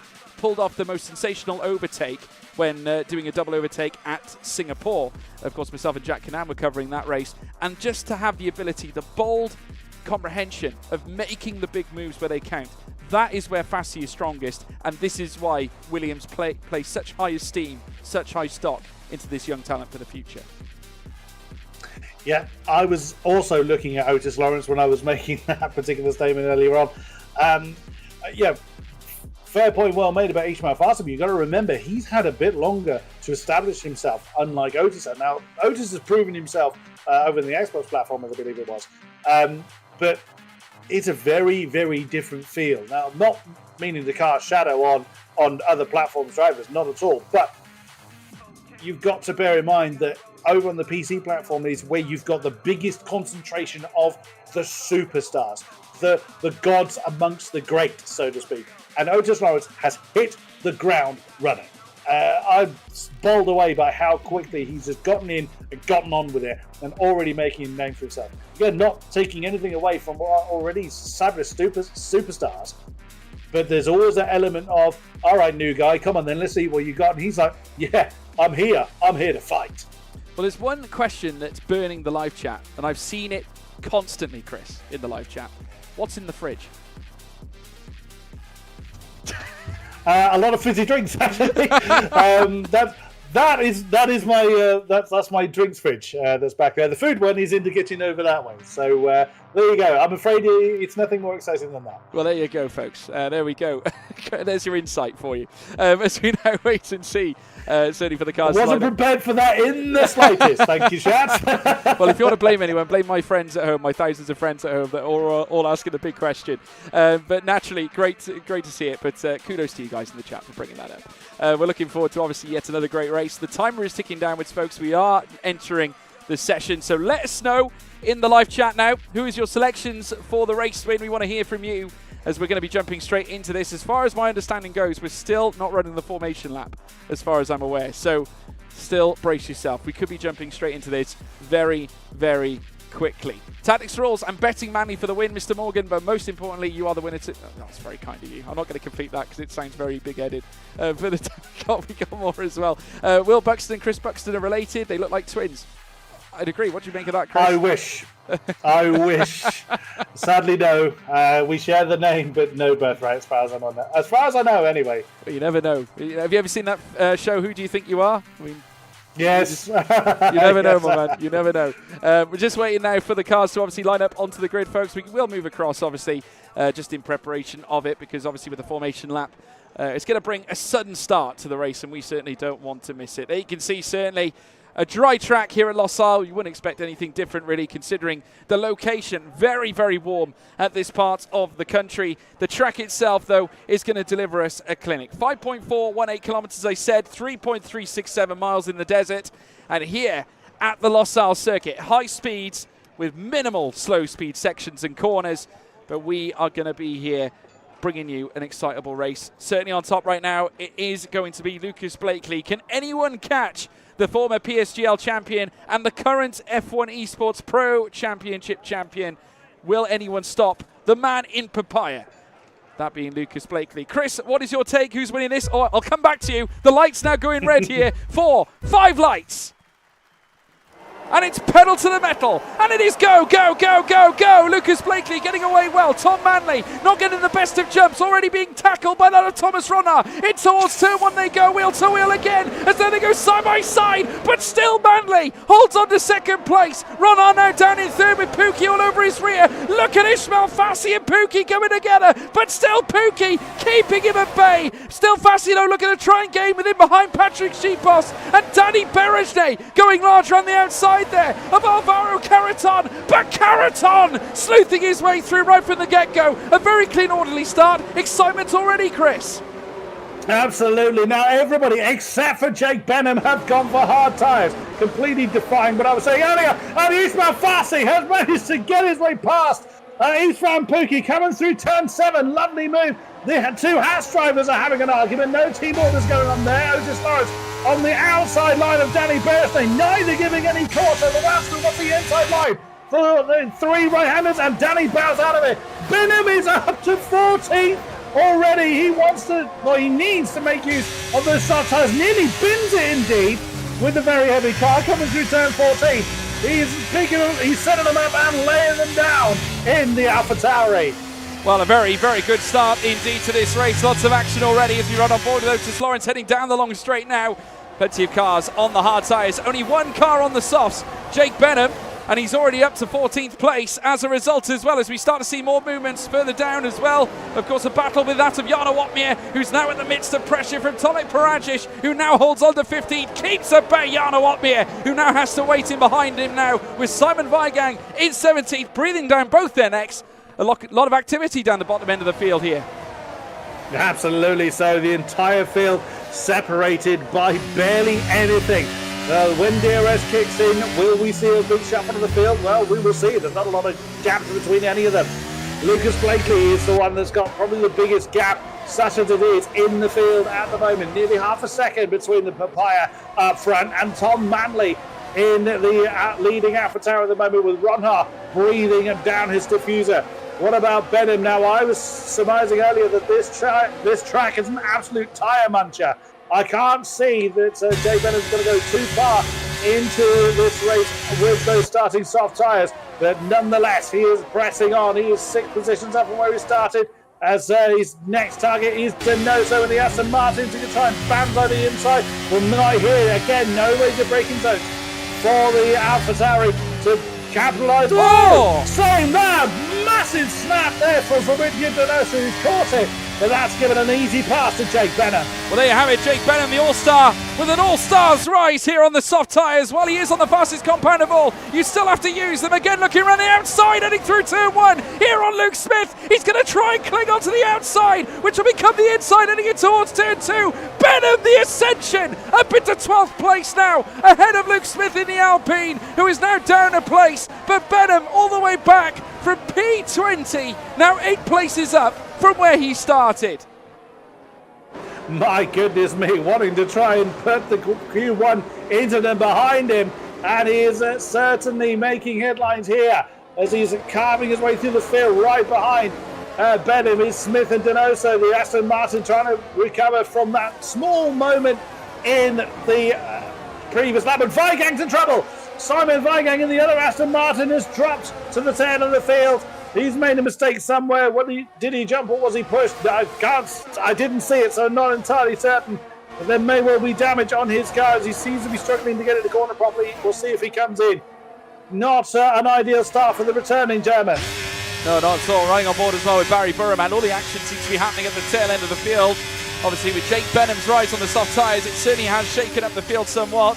He's already closing on Wilson Hughes as well, a part of a 2 Scottish driver lineup. Of course, we all know that Lucas Blakely being the other Scot as well lined up too. In fact, Wilson Hughes now starting to challenge. You just see the Haas of Otis Lawrence just trying to break the aero on his teammate Danny Berejne. Interesting tactics there. Of course, there's many reasons why cars will move outside of the aero. Of course, another method of cooling down the tyres. But Wilson Hughes has got another problem on his hands, because now once again Jake Benham trying to fight here at this midpoint, trying to look for a way to get himself into the top 10. First needs to get himself past out of Wilson Hughes and Danny Berejne as well. 2 icons in the world of F1 esports. Of course, Wilson Hughes, one of the new blood that we have seen in recent years. Barry Burman and Jarno Watmir coming together as well on the outset. The Ferrari and the Mercedes, no love lost between these two, but Watmir has Barry's number as they make their way through the initial sector into sector 2 and hurtling down through towards turn 10. It's Watmir with the advantage over his former championship rival. That he does. First retirement of the race. Simon Weigang opted not to continue following that early pit stop. I did think he had damage as he was really struggling to keep his car on the black stuff following that incident he had last time around. Thomas Ronhard breathing down the neck of Tom Manley at the moment. So the top three, well, so the rest of the field are settled at the moment. DRS just keeping them in contention with those ahead. That's forcing Lucas Blakey to have to work a little bit harder to build a gap. Tom Manley was closing in but didn't choose to banzai the inside of turn 1. A sensible move indeed, as like we said, there's no big braking zone down there, but how close is Ronhard getting? You can probably smell the chewing gum that Tom Manley is chewing at this point. He's that close, coming to turns 1, 2 and 3. Yeah, he certainly could do. 2/10 now away from Tom Manley. Jake Benham hovering all over the rear again of Wilson Hughes as they now make their way through towards the middle sector. They've still got to come out of turn 6 and then heading out to turn 6 and towards turn 7 before tackling this very long straight first of all though. The soft tyres I think now starting to slowly deteriorate on Benham's car. He's not finding it as easy as he did before, making these very big crucial overtakes, and now Wilson Hughes has got a gap of around 4/10, which is quite significant if you consider that the cars in front are all on hard tyres. But I think here, Chris, they're coming into temperature now. Yep, and the best of those softs are gone, so that charge through the field for Jake Benham has probably come to an end. We will see. Luke Smith is breathing all over the back of the AlphaTauri at the moment. Is Jake Benham going to be able to mount a defence against those around him? Well, with DRS, I'm sure it'll be somewhat aided. Oh, wow, the tail of Jake Benham just got so loose, forcing the AlphaTauri to go to that inside line. Here comes Luke Smith, drawing side by side, but not able to get past before they get down to the apron of turn 1. Who's going to be bravest? Who's got the most grip at this point? Outside line for Smith. That turns to the inside line for 2. Jake Benham's charge has come to an end. Yeah, I think so. I think those tyres have had enough. Luke Smith taking full advantage. The Alpine now moves up into 12th place as they now hurtle through towards this next right-hander out of turns 4 and 5. They've got another hairpin to take at turn 6 as well. Entry into sector 2 proper, as in behind now Benham comes under threat this time from Fabrizio Donoso, the Chilean, who has been already in an F1 Esports Championship fight in the past. Remember, he was part of that very first championship squabble with Brendan Lee. The two cars taking each other to the bitter end at Abu Dhabi, where of course Brendan Lee would take his very first and the very first championship. As Donoso has a look down the inside, had the apex over Benham. They make contact on the outset. The Aston Martin now on the hard tyres, looking to get past Benham on the softs. Also, Paragic in the mix of all this too, trying to take full advantage down the inside, but can't do it, as now all the cars club together. Benham now over a second away from that of Luke Smith. Oh, Paragic bowed out of that just and only just in time. That was going to be a horrible, horrible mess if he didn't get out of that, which thankfully he did. But look how uncomfortable Benham's car is. It is all over the place. Again, coming out of that final turn is easy pickings for Donoso. Paragic is going to do the same thing. Of course, Benham had no DRS to defend with, and it makes him easy pickings, losing 2 before turn 1. Yeah, and he's got his current teammate as well at Mercedes, as Benham still not content with staying where he is. Jarno all over his tail here, and Paragic with that overspeed as well, heading out of the section. Jarno Watmir now looking to do, that was easy enough. Benham opening the door for his current Mercedes teammate, but what about Kiefer in behind as well? A 3-second time penalty though for Fabrizio Donoso as Barry Burman goes past Jake Benham. You get the feeling that was done in an apology after what happened in Q1. Yeah, well, whether it was done in an apology or whether Jake just had nothing left, he's burned those tyres down to canvas by the look of it. I'd imagine he probably wasn't too inclined to fight Barry Burman on that occasion. I think that was more necessity than will that's forced the decision for Benham. Is he going to come in this time and see the rest out on the hard tyres? I would think he needs to, but he's had his moment in the sun, shall we say. By the time he goes onto the hard tyres, he will be some distance behind. But we'll see. That strategy could well come good later on. Keeping an eye on Ismail Fassi. He was very, very close to the back of Ronha, as now the DRS train is going to close back in on Lucas Blakely. Ronha getting out of the slipstream just to keep everything cool. Oh my goodness me, no, he's not keeping everything cool. He was lining up the inside line for turn 1 on Tom Manley. Does not quite pay off though, as the AlphaTauri has the defence well prepared and maintains second place. Yeah, coming in together though. Ronha is going to try it again, looking to the outside again, breaking the toe, but looking a real major threat on the back of Tom Manley's AlphaTauri. Just keep your eyes peeled in behind as well, and Ismail Fassi, who's going to look to try and gamble on both of these drivers, making moves in behind that of Blakely's car that currently leads this race here at Lost Isle. They now make their way in towards the second sector, turn 7 now, igniting with the sound of engines here as well, with the McLaren taking them through at this point, heading through the slalom section out of turns 9, turns 10, 11 soon to be had as well, in towards turn 12. They now make their way through there. Of course, you see Blakely with a little bit more breathing space to what he had before. Manley now in behind, also trying to get himself into the fight. Istvan Pukki as well, looking to challenge as he gets so close to the tail fin of that of Ismail Fassi. They come together again. Of course, these two, who have such raw history as well in the world of PSGL F2 last season, now see themselves back together again as they look to tussle for a top place here at the sharp end of PCF1. Once again, it is status quo. Blakely from Manley from Ronha, but again, Ronha is gotten out of the second. He's a bit further behind Tom Manley this time, so no opportunity to attack into turn 1. Everyone just biding their time. After the pit stop phase is when we will start to see more battling going on. I'm really surprised Jake's not brought his car in. He's back down into 18th position. Only Preschneider is behind him. So I'm a little surprised that the second AlphaTauri has not decided to get rid of those soft tyres. Either way, he's sticking with his decision and pressing on for another lap. Well, nevertheless, the gap's still equilateral in between the entirety of the field. The only one car we have lost is, of course, Simon Weigang. One car that has broken the trend is Fabrizio Donoso, but he's reigning in the time gap as we speak, as he looks to gain on Tomek Paradzic, who currently sits in 13th place as well. There you see the cars now all in tandem, running together up the hill towards turn 12 and 13 very shortly. Istvan Pukki now rushing through this next right, heading down now in towards turn 14 as well. Still a McLaren on top, AlphaTauri in second, Ron Haas, Alfa Romeo Sauber in third place as well. Ismail Fassi currently sat in fourth, with Pukki not far behind either, of course racing in that Red Bull livery, and this season looking to try and ignite, maybe even getting himself a spot in the world of F1 esports himself as well. Heading down this long straight now towards turn 1, lap 10 of 29. We are seeing Brendan Lee get very close and personal to the back of Caraton, as well as they surge through turn 1 yet again. Philip Preschneider now also looking to get past out of Jake Benham, has done indeed as well, and there must come a time as well that Benham's got to come in. He's got to pit for hard tyres eventually. He's still got 19 laps to go. It's better now than never at all. I would have thought so, but he's opting to continue. Tom Manley, again, he had the speed. He had the opportunity to get past Blakely as Ismail Fassi nearly taps the back of the Thomas Ronha. So close. Mere pixels away from impact between the two. But no harm, no foul at this stage.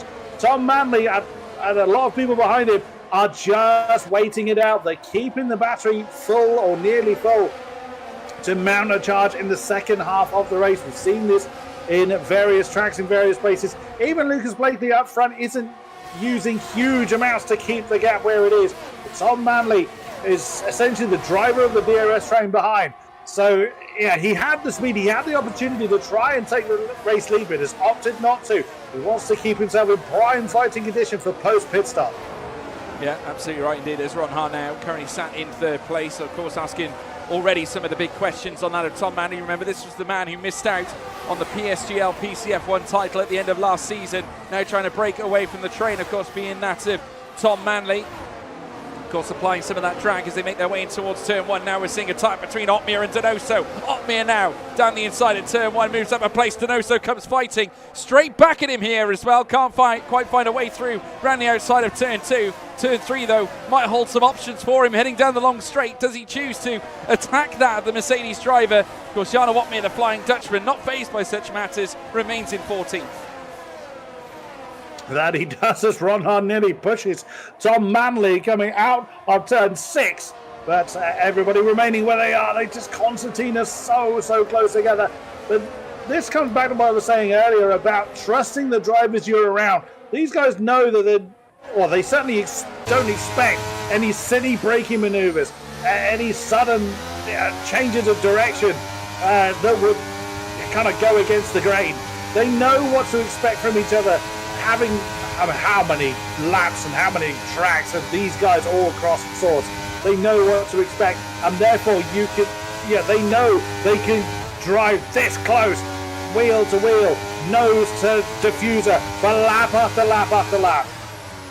Yeah, coming through now, the final couple of corners here, or the last corner on this circuit now as we run on board with Jarno Opmeer. He's got a lot of work to do after qualifying, not necessarily ideally in the first session of qualifying. Now, of course, being Q1, none of the Mercedes making it through into Q2 at all. Barry Burman now looking to make the big moves, this time on Fabrizio Donoso as they head through turn 1, heading out towards turn 2, still wheel to wheel again. Donoso set to miss out again, but not going down without a fight as these two come together. Donoso, despite trying to muscle his way back, can't quite find the space as Burman now holds on to 15th and now chases down once again. The two rivals still cemented together, you can't separate them. Opmeer and Burman, 14th and 15th. It's not proving a good day for Fabrizio Donoso. There's another position lost in as many laps. He's staying on the near taps the tail of the Ferrari, but not hard enough to send Burman into a spin. Thankfully so. It's, he's used quite a bit of energy in his car. He's around about 35%. I was going to have a quick look through the field. So most people, certainly the top 5, are in the high to mid 90s. Lucas is around about 80% on his battery, and then from Cepos backwards it's kind of a varied story. So it's Cepos and Carrington, Pookie is in the 90s, Cepos around 80 or so along with Carrington, Brendan Lee around about 40-ish% for the Alfa Romeo, Otis Lawrence about 60, Beresnay is... Oh, never mind. Battle for the lead here. Tom Manley now takes the lead around the outside as they come through turn 1. In towards turn 2. Tom Manley now leads the way here at Losail. Thomas Rodnar now into second. Lucas Blakely losing out 2 places. In comes Thomas Rodnar. Round the outside now again, heading through the first sector as they now pull through turns 4. Turns 5. It's Ronhar in front. He leads here at the Qatar circuit, the Qatar Grand Prix here at Losail. Sensational stuff here in lap 13. Wow, Tom Manley had had enough being behind the papaya McLaren of Lucas Blakely, but Tom Ronnar has spoiled his party by stealing away that lead in dramatic fashion. What did I say about trusting the drivers you were with? Corner by corner, lap after lap, he finally managed to get into the lead, and Jake Benham has finally gotten rid of his soft ice. He's gone for mediums at this stage. We'll see if that pays off for him. Yeah, he did not want to go onto the hards. He obviously felt that he would lose way too much time in the crossover phase. Of course, many of these drivers currently sat on the hards will no doubt be heading on to the, well, they could enter, if they want to try and leave it late, they might choose to go on the soft tyres, but naturally we have seen, of course, medium tyres being used more effectively. Already now Brendan Lee coming into the pits as now going past him go Otis Lawrence and Danny Berejnay. Now it looks like Brendan Lee, the sole man on an actual strat in terms of what we're seeing on the hard tyres indefinitely. He's the first to box, immediately jumps onto those medium tyres as I alluded to earlier on. So now the big question is, do the others follow suit? Or will they try and go deeper into this race and try and bid for the softs? We'll have to wait and see. I'd imagine most of them will plumb for the mediums. I'd have thought so, even though the hard tyres do seem to be holding up fairly well. As I was saying that, Lucas Blakely had a big wiggle coming out of turn 5, so the hard tyres may well be starting to cry enough by now, having done almost half the race. Penalty for Patrick Cepos, that is going to hurt. And we've got penalties as well for Jake Benham and Fabrizio Donoso, but they, of course, are more towards the tail end of the field at the moment. But that one for Patrick Cepos is going to plummet him down through the field unless we see a lot of other people picking up these track limit penalties as well. And that's not really a surprise to see when you've got a comparatively short lap. It may not be short in distance, but it is short in time compared to some other circuits. These drivers, again, having to use every pixel of space, and Donoso gets another penalty on the board. Race leader Tom Ronhart is in, along with Carrington, along with Lodge, along with Beresnay. The two Haas have come in together. Oh no, that's going to be a double snap for Danny Beresnay. Yeah, unfortunately now there's Otis Lawrence who are currently riding on board with double stack for Haas. And that means that Beresnay is going to come unstuck in this situation. Lack of communication between the two Haas drivers. And now on go the medium tyres. Onto that of Otis Lawrence's car. In comes now Danny Beresnay to have the tyres fitted onto his car. He's going to lose out massively in the context of all of this. And now they make their way back out onto the circuit. There you can see the train now starting to figure themselves out. Ronhart now, of course, who was leading the race. Tom Manley now leads as a result as well. We can only imagine he'll respond very quickly. That he will. Jake Benham claiming the fastest lap on those fresh mediums, but you can expect that lap time to absolutely plummet. So as it stands at the moment, Wilson Hughes is now disadvantaged. He's out of DRS range to Patrick Seaposs unless he pushes hard in this lap to close that down, or he pits. Now, I would think a lot of people have pulled the trigger based on what Brendan Lee did, but this could be the planned pit stop phase for them. Some people may choose to alter their strategy when they see one of the front runners decide to come in. Some people do that. Some people stick to their guns on what they plan for. Who else is in? Manley, Blakely, Fassy. Top three all in. Pookie has decided to continue along with, actually quite a few drivers have chosen to come in. So we're not seeing masses of the field all coming in at once. Everyone's got a slightly different idea on when the ideal pit stop phase is going to be. Where will Tom filter out compared to the rest? That is what I'm keeping an eye on. Well, credit where credit's due as well, Chris. I want to give credit to Brendan Lee as well, and certainly Alfa Romeo as a whole, of course, making the big bold decision to box both cars. And now as a result, they've both plumbed together. Of course, Brendan Lee doing that additional lap. They come out together. They are together. Brendan Lee with that early stop is now able to make the most of it and now sees himself moving up the field. He's got ahead of Tom Manley, and Otis Lawrence is now in behind as well. We're seeing them come together immediately straight away. Otis Lawrence just barely staying in front of Tom Manley, and Blakely ahead of them too. A superb call from Alfa Romeo. They've got Thomas Ronhart and Brendan Lee. They are net P1 and 2 here in the Qatar circuit, the Qatar Grand Prix here at Losail. An amazing strategy call by the Sauber Esports and Alfa Romeo team. Blakely is looking punchy behind Manley as well. Do not look away, ladies and gentlemen. We are in for a fantastic second half of the race. The first half was pretty tense on who was going to pull the trigger first. Now it is going to be all gloves off, all balls to the wall to get any particular advantage they can. Pookie and Seaposs are in. Wilson Hughes is in.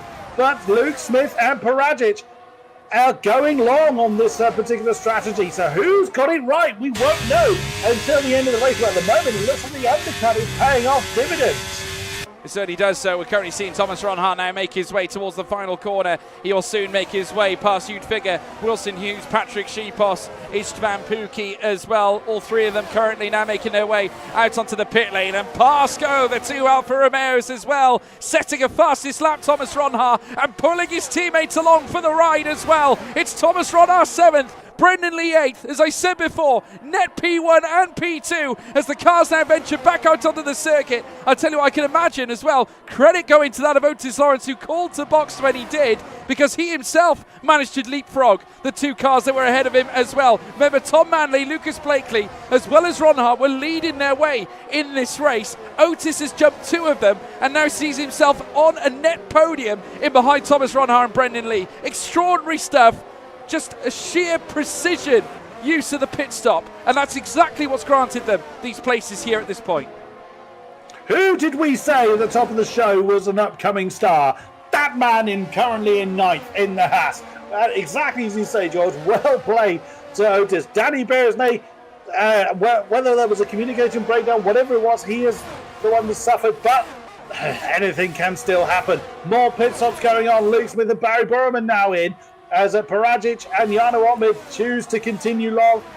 You could argue their race was already compromised. Certainly Jarno's with that being out in Q1, and Paragic is opted to go for the longest strategy, as Pracenader and Donoso are scrapping over what is currently third position. But who's going to win out on the pit stop strategy? Well, at the moment, the Alfa Romeo is continuing to show that their strategy is paying off. And oh no, Patrick Sipos has he's chosen to retire the car. Usually the speeding in the pit lane penalty precedes a retirement. He's had enough. 2 retirements of this race. Yeah, Wilson Hughes just making his way around the circuit in the first sector. He's already had a lap on his tyres. He's ahead of Luke Smith as a result of that stop as well. Marcel Kiefer just in behind these two. We got a bit of a battle here now, breaking down between that of Danny Berejne and Jake Benham. They came together, Kiefer as well, P15, but nevertheless these drivers now need to try and pull their way through the order. Danny Berejne with already 3 laps on his tyres. That double stack really hurting him at this point, but I tell you what,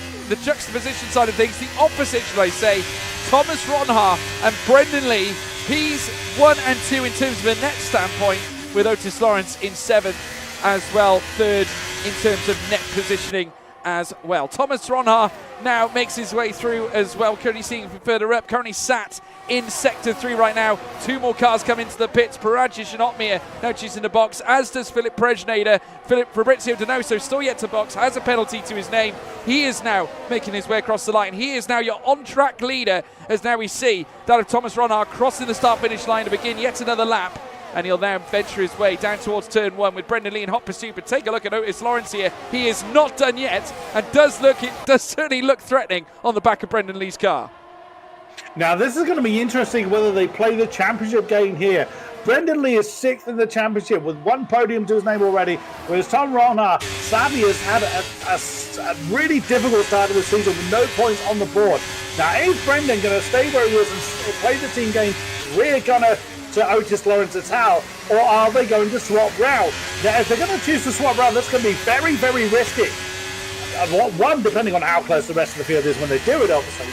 But if they do choose to swap round, they run the risk of dragging the likes of Otis Lawrence with them. So it could well be that Tom Ronhaar is, from having 0 points leading into the race, could be coming away with the win.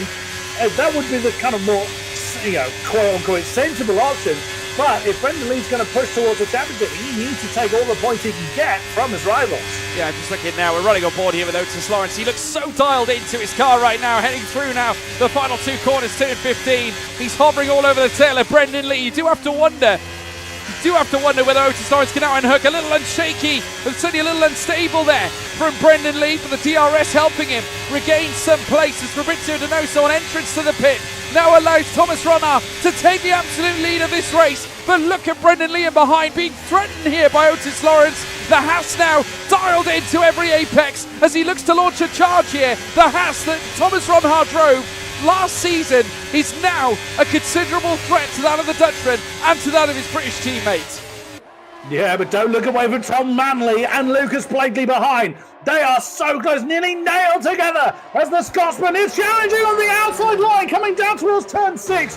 Whether that was by design or by accident, he made the challenge, did not pay off. There's 7/10 between Blakely and Navarro Carreton in the Williams. Now, will Lucas be able to pull away from the 6th place Williams, or 6th and 7th place Williams is, to break the DRS train as Blakely nearly hits the back of Manley? We've still got 9.5 laps to go. We're already screaming at lungs out, George. Oh, this is going to be fantastic. 9 laps to go. I tell you what, 10 including this one.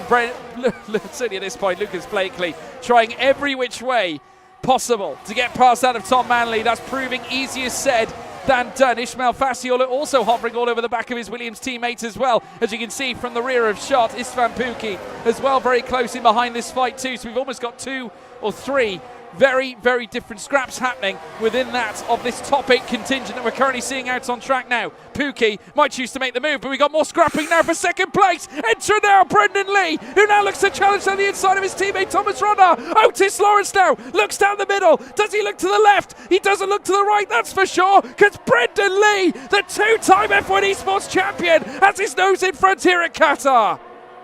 Oh, there's no team orders there. Ronhaar did not let that move happen on his own accord. Otis Lawrence tried to capitalise on it. There's no space for him. Manley is buzzing around. Blakely on the inside line this time of turn 6. Can he get past Manley? He hasn't got the drive in the McLaren. And the AlphaTauri barely manages to fend off the F1 Esports World Champion as Donoso clocks up another penalty on the board. He's already down in last. Well, he'll be running the race till Tuesday at this rate. It's a very unfortunate for the Chilean But Lucas Blakely, he's had a bit of a uncomfortable run from turn 10 and 11. He's lost a couple of tenths, but nothing that he won't close back in. But of course, he's got the Williams pair right behind him with his friend Pookie along for the ride. The 8-way fight for potentially the top spot. And you know they're all going to push, including Fassi having a look at the inside line for that final turning from Pookie has the outside line. Oh, they're still side by side. They're still all arguing for track space. Yeah, they're not the only ones either as well, because Thomas Ronhart right on the tail of his teammates. They look to battle for the lead now, and a swap between the two Alfa Romeos as Ronhart retakes the lead here in lap 22 of 29 here at the Losail circuit. In behind Otis Lawrence as well in third with Tom Manley. Still remaining in fourth place, Lucas Blakely peckering at the rear of that AlphaTauri. Unfamiliar with the position of P5 on track. He wants to chase for race wins. He wants more. He's already won once already this season. He wants to make it a second, but still Ronhart leads at this point with Brendan Lee in second. And can you believe, folks at home, can you believe that if Ronhart takes victory this time around, it'll only be his first race win this season, having only achieved one solitary. I say that, he hasn't even achieved that. He hasn't even scored a podium this season. As unreal, which does not demonstrate, it doesn't show his talents at all. And this race is definitely highlighting how good he is. But equally, everyone behind him just staying nailed to the tyre tracks of the Dutchman. So they're all doing a great job of highlighting how good they are, lap after lap. We're still seeing moves, I think. It's not like they're just staying stationary in a DRS train. They're trying moves and applying the pressure as best they can. Who is going to have the tyres at the end of it? Ronhart's had a great exit on the final turn. Is it going to be enough? Unlikely. Here comes Brendan Lee. First ever double F when he's World Champion. Doesn't go for the move this time. Otis Lawrence is still waiting in the wings for his opportunity as Wilson Hughes and Luke Smith swap round. DRS assisted. 3 wide. Impact between the two. 3 wide coming through turn 1. Fantastic. Fine, if you two are going to argue, I'm going to have this position instead, says the man from Iran. Fantastic move from Barry Burman to retain the place at P9 as well, but Luke Smith far from done as they scrap over the midpoint places in the classification. Smith now ahead of that of Wilson Hughes. Barry Burman now holding on to ninth. Enter as well Tomo Parajic, who looks to join in the scrap as well, bidding to make his way higher up the order. Jarno Otmir also joining the squabble too, and a gargantuan fight all across the grid as they come together. Wilson Hughes now making contact of that of Tomo Parajic. They come together again, and that has led to Wilson Hughes dropping down the field, and now Marcel Kiefer has his number. My goodness me, Marcel Kiefer was just arriving on the scene at the point that the second Papaya McLaren was wandering off, and Parajic slammed with a 5-second penalty for corner cutting and gaining a place. I'm sure the stewards will be invoked to have a look at that. That's between the drivers. We'll see what they do. But up front again, can Ronhart fend off the advances of Brendan Lee? Well, we're about to find out. DRS open on the Brit. No, he's not pushing. He's closing in, but he backed out of it. Didn't try and challenge for position. Settling into a rhythm now, but he can't afford to do that for too long. Otis Lawrence, 2 tenths back. Tom Manley, less than that. Lucas Blakely is fallen about 5 tenths behind, which, compared to the gap we've had all race long, is a huge gap. But either way, you can never look away from the likes of Lucas Blakely. We still have 5.5 laps to go. Otis Lawrence fighting a war on 2 fronts. Whilst he's got the 2 Alfa Romeos ahead of him, he's got the AlphaTauri hunting his rear wing. There you can see them in tandem. Otis Lawrence in 3rd place, 3.5 tenths, just splits the difference between him and Brendan Lee for that 2nd place, as well as the P1 sat right in front of him, belonging to that of Thomas Ronhart. All the drivers in the top 3 within a second of each other as they make their way in towards the next right-hander, of course, in the 3rd sector of this very circuit. Turns 12, 13 and 14 will tee up a straight heading down through towards 15 and another straight towards 16 before they beckon their way down another home straight to begin lap 25 of 29. Thomas Ronhart still holds on to the lead of the race, but for how much longer can he defend against his very own teammate Brendan Lee, who wants to win as much as ever? But now Caraton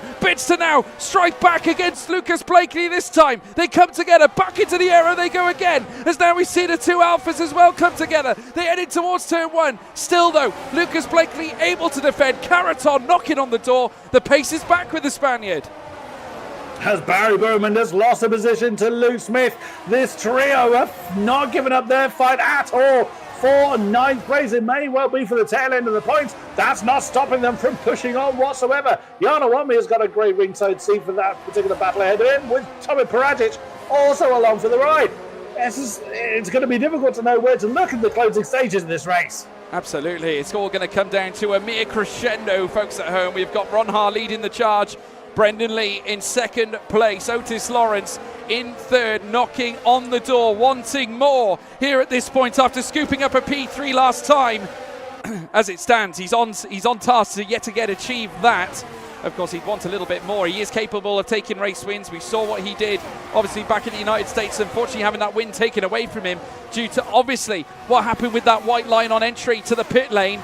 Of course, that race not necessarily being a legitimate race, given the fact of the tyre deck issue that, of course, came into the fray. But nevertheless, he knows he is capable. Remember that last to victory that he managed to pull off, as we're now seeing the cars tie up again, heading down the long straight. This time Blakely close to that of Tom Manley, within 2 tenths. He's within 1.5 tenths. He looks to the inside, heading in towards turn 1. Then they make their way in towards the first sector proper, and Lucas Blakely moves into 4th place. Back comes as well Tom Manley. The switchback of dreams does not work out. It's a nightmare as Lucas Blakely holds on to that 4th place.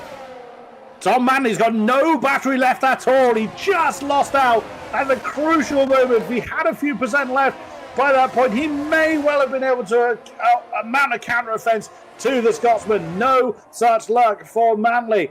But what about the top 3? They have got some life left in the battery. Not much of it, but they do still have some left to mount an attack in these closing laps. Can't look too far away from Blakely. He could still mount an attack. Alvaro Caraton still looming around as well. What about Isfran Pookie? We haven't mentioned him for a little while. He's still nailed to the back of the Williams. Who's going to blink first? Who's going to buckle to the pressure? Pookie nearly pushing Fassi through 12, 13, 14. But nothing gained just yet. The legacy at Losail looks to open up here at PSGL, and currently it's Thomas Ronha to become its first ever race winner here in an official PSGL PCF1 season. Of course, it's a record that many of these drivers would love to helm, and certainly at this point it's going by the way of Thomas Ronha, who now makes his way down towards turn 1. Otis Lawrence trying to break the aero in between him and Lucas Blakely. He's not fazed by that, but look down the outside now from Alvaro Caraton, who now looks to try and raise his prospects on the outside of Tom Manley. Can't quite do it, but Manley, as a result, while he saves the battery, he's losing ground on Blakely, and with Caraton behind, peckering the rear wing on his car, that's going to cause him a lot of problems. He's going to struggle to get back into the top 4. Very, very true. 3 3¾ laps to go. It was an absolutely incredible race here in Qatar. This will be one that will be talked about for a while. The gap between Barry Gorham and the Nissan Pookie is probably not closing in enough for the Amanda Moran to challenge for the higher point playing position, but he is in the points nonetheless to try and stave off any further erosion of his championship. Well, in saying that, Danny Beresnay, his closest rival, is well outside the points, down in 16th, following that disastrous pit stop. Jake Benham, he's down in 18th, so Barry Borman's championship impact is going to be lessened by the fact his biggest rivals are not in a big points-paying position. The biggest one that will gain championship-wise is Lucas Blakely, currently in 4th, so Barry Borman has at least a sigh of relief left in this race. 2.5 seconds between himself and the top pack. Never mind that, as the Williams are side by side as Ismail Fassi leapfrogs his teammate heading down the start-finish straight. Yeah, very impressive there from Fassi, and again I alluded to that brilliance that he does have, a young driver with ambition, and that is the weapon that Williams need to harness, and once again showing that at the expense of his teammate. Of course, Caraton does have a penalty, so it might be a well-educated swap between the two Williams drivers. They head now in towards the double right of turn 4 and 5. Fassi now given the chance to fight here against Tom Manley this time around. He's going to try it down the inside as well. Almost immediately they squeeze together, heading through the outset of turn 6 and now down through towards turn 7. Fassi with the outside line, they come together. Manley looks to come back straight back at him again as they come wheel to wheel. It's Fassi! Fassi the fastest here in lap 28 of 29, and now Blakely is next on his list. But that's a penalty for Tom Manley as well, so he will plummet along with Alvaro Caraton. Oh, that's such a shame. You never want to see it, but such is the fine margin of getting the line right and getting a penalty here at this track. Ismail Fassi's got to push hard to try and get close to Ismail Fassi. Fassi's trying to push hard to get close to Blakely, who in turn is trying to push hard to get towards the top spot. Now Prestader has added his name to the penalty board. He's down in 15th. Otis Lawrence not close enough for the Alfa Romeo. Here comes Brendan Lee. Thomas Ronda had no defence of that. Is that the perfectly timed attack for the double F1 Esports champion? Last lap of the race, Brendan Lee, now former champion in F1 Esports, two-time champion in F1 Esports, bidding to become a race winner again this season as well, with his teammate in hot pursuit. Some swapping going further back, Tom Manley losing out to Caraton, as now Brendan Lee looks to take this home and hosed here at Losail as they make their way through towards turn 6. Turn 7 will come up next. I can't wait to call this one home, folks. It has been a sensational race. The journey we've been on right through here at the Qatar Grand Prix here at PSGL now sees a former two-time champion return to his very best this time around in round 7 of this astonishing championship fight. We have had so many different race winners, and Brendan Lee set to be the 4th winner we have had this season in PSGL alone. He can add to his list alongside that of Barry Burman, who has laid claim to 2, as well as Jake Benham with 1, and Lucas Blakely with 1 in his locker as well. But now as he makes his way down towards the final corner, certainly a long-lived legacy that has been built up right from through the echelons of league racing and multi-time F1 Esports Championships. Brendan Lee will come up to the line and take victory here at the Qatar Grand Prix here in PSGL. An astonishing performance, an astonishing result, as an astonishing strategy that came to work for both Alfa Romeos, with Otis Lawrence in 3rd place as well, and gets his 2nd podium in a row. Wow, that was sensational, and that is going to be talked about for quite some time. Well, the legacy, as I said before, has been left here at Losail. Brendan Lee, the first F1 Esports driver to win a top-end league race here at the Qatar Grand Prix circuit of Losail. He's back. The GOAT is back. Brendan Lee from 2017, where he would win his first championship. He went on again to win in 2018, only to have it ripped away from him by David Tinitza the following year. But now he can celebrate a race win here at PSGL. As I said, the 4th different race winner this season, and now adds podium number 2 to his list this season as well. I'm sure he'll enjoy it. The last time he was on the podium was the Hungarian Grand Prix here in PSGL as well. But a great race, and one we will surely enjoy as well. But now looking at as the champagne is sprayed here, let's take you through the results, folks, because it was a busy race. Brendan Lee is your race winner. 25 points goes to him as well. Obviously, PSGL will have their own point system to back it too. Thomas Ronha in 2nd, Otis Lawrence in 3rd, Lucas Blakely down to 4th after that mammoth charge, which saw him be at the expense of Brendan Lee, Thomas Ronha during the strategy call. A very smart strategy call by both Alfa Romeos, and Otis Lawrence in the Haas as well. Ismail Fassi, a very strong outing, 5th, with Istvan Pukki 6th, Luke Smith as well in 7th, Barry Burman 8th, Jarno Otmir 9th. An incredible drive from Otmir to go from 16th to P9. Points on the table for the Flying Dutchman. Alvaro Caraton in 10th, Marcel Kiefer 11th, Tom Manley in 12th, Danny Berejne in 13th, Wilson Hughes 14th, Philip Prejdader in 15th, Tomek Parajic down in 16th with Jake Benham 17th, Donoso as well down in 18th after that promising start. But we've got 2 DNFs as well to add to the list as well. Of course, Simon Weigang being one of them, along with the Alpine of Patrick Schipos. But wow! Wow, wow, wow. PSGL never ceases to amaze me, Chris. And back again at a brand new circuit. I was looking forward to it anyway. I've driven the track. It's flowing. Very high speed. Lots of aero, I think, in terms of long, straight drag strip racing. And we saw lots of that. Double overtakes are plenty. What's not to love? What's not to love indeed. What a way to spend a Wednesday evening, to see the best in the business giving us such an incredible show. Wow, I'm going to be buzzing on that for absolutely ages. Thanks for wrecking my sleep schedule tonight. What a way for it to go. Absolutely loved it.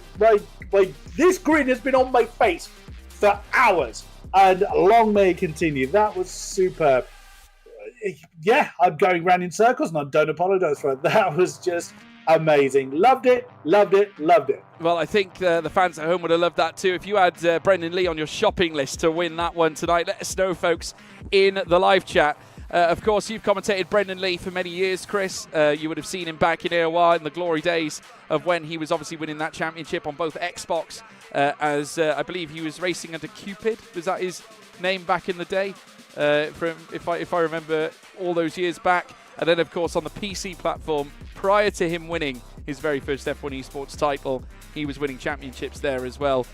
What a story for this young man. Back again to the top. A race winner here in PSGL. We've alluded back to his best form being rediscovered. I'm starting to think now with that race win, a new team, a fresh face, a fresh perspective, there's new possibilities here for Brendan Lee.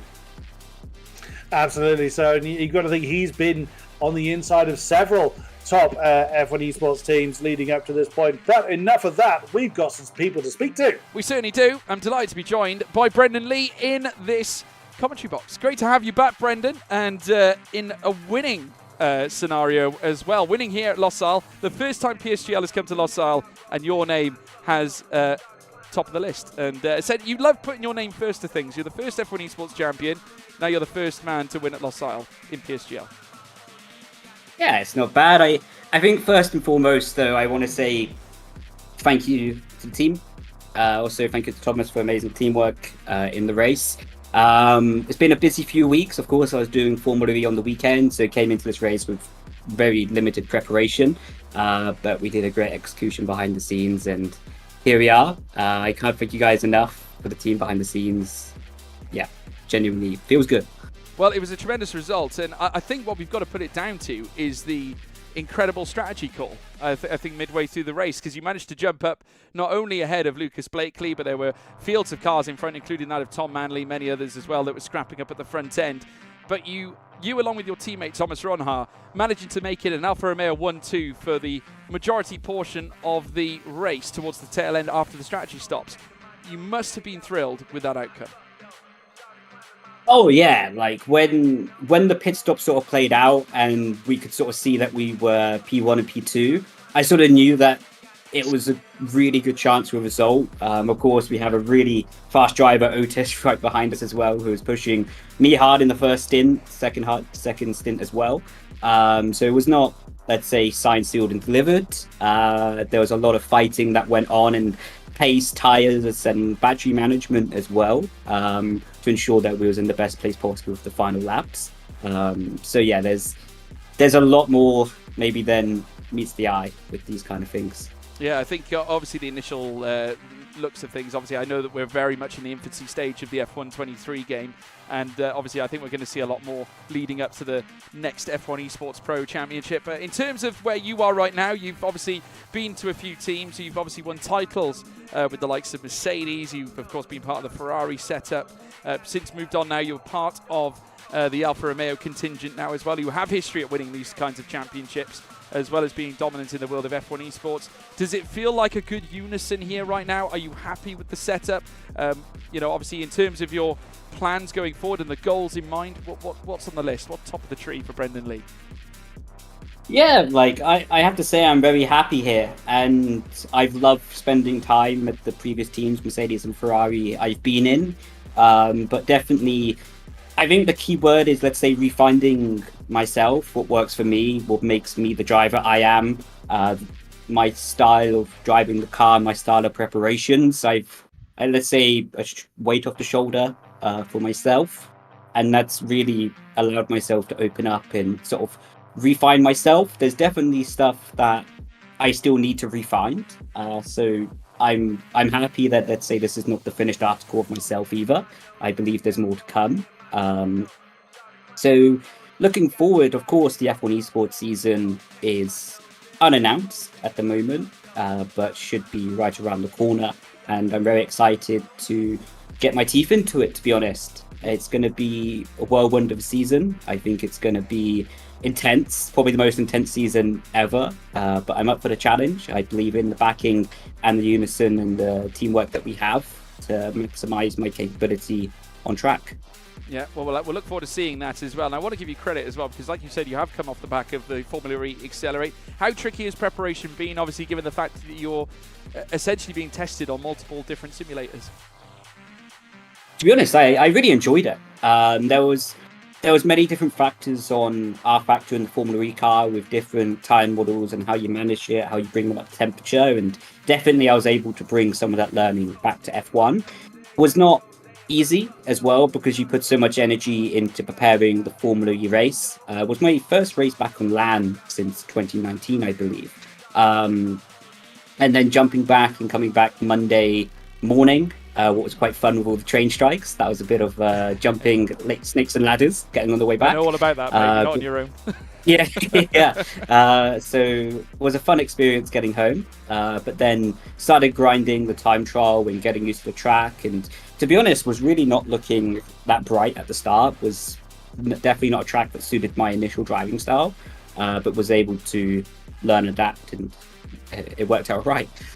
Yeah, well, I've got to tell you, amazing result, and obviously credit to your tenacity over the last few weeks. Wish you the very best going forward, and I get the sense there could be more to come. So congratulations. Thank you. Much appreciated. Thank you very much, Brendan. We're going to move across now to his teammate, Thomas Ronhar, who also joins us here in the commentary box. Thomas, welcome back. Another podium to your name. You must be delighted with that. That makes it certainly your first podium this season, unbelievably. And obviously with your current teammates in terms of Brendan Lee being alongside you, you must have taken a lot of pride in knowing that you guys pulled off a really, really decent one too. Absolutely. First of all, I'd say GG to both of them, both Otis and Brendan Lee, two amazing drivers. And yeah, absolutely thrilled with the 1-2. I think it's fair to say that this race has been near perfect executed for us. And yeah, really happy about the result. Learned a lot from Brendan Lee as a driver and trying to, get myself back because I was struggling at the start of this game. Not getting to grips whatsoever with my feeling, and yeah, I think this race definitely is going to give me a confidence boost heading towards the next few races, and yeah, looking forward to it. Yeah, I mean, it was a great strategy call. I alluded to that with Brendan. You managed to get yourselves out essentially in a position where you were 1 and 2 in terms of the net places exiting the pit lane. Is that something you guys have practiced in your downtime, or is that something that was brought up in talks between you and the team? Definitely we've done a lot of strategy before this race, trying to see what works best. Of course, in different scenarios you're gonna do different things, but we were leading with the front pack, so we thought about paying earlier and working together until the end of the race to hold on to our teams on the last few laps, because our tyres were pretty much near puncture territory towards the end, so that was very tricky. I think Otis pit the same lap as Brendan, if I'm not mistaken. He did. And it worked out really well for him as well. So it's good. It went to show that making that undercut and staying with the DRS and just working together clearly helped this race. And yeah, really happy about the team call, and we were looking to get us in a few races as well. Well, and especially at the first race at Losail and here at the Qatar Grand Prix we had here at PSGL. What does it mean to have Alfa Romeo 1 and 2 at this very circuit? It definitely means we've done the right things as a team. Obviously, no one's done a league race on it yet. Actually, we did one league race, I think at WR Social, but that was one of the first few games on the game, so wasn't really representative. And also the speed of the cars have changed back then. So it was pretty much new for all of us to try and get to know the track, what's his best in terms of the setup. And I think we've done a really good job, and we just need to keep the momentum going, heading towards the next few races. Well, I wish you all the very best, Thomas. Great to have you back on the podium places, and we wish you the very best for the rest of the season. Well done. Thank you very much. Thank you, Thomas. So there we have it, Thomas Ronhar, everybody. We're going to move onwards again because we've got the young Welsh wonder, that being that of Otis Lawrence, the man who comes in with charisma every time, and I'm not just saying that because I'm Welsh as well. Otis, welcome back, and another stellar performance from yourself as well. That's podium number 2 officially this season. I personally am going to count the race win at the USA because no one was more heartbroken than me, Otis, it has to be said. But still, nonetheless, rules are rules. But congratulations on yet another podium. Another class strategy call, and I think even the likes of Brendan Lee and Thomas Ronhar alluded to that fact as well. Again, a stellar showing, a stellar performance, and you look to have the Alfa Romeos beat in terms of on-track pace at one point. They really had to defend against you. Yeah, firstly GG's to Brendan and Thomas.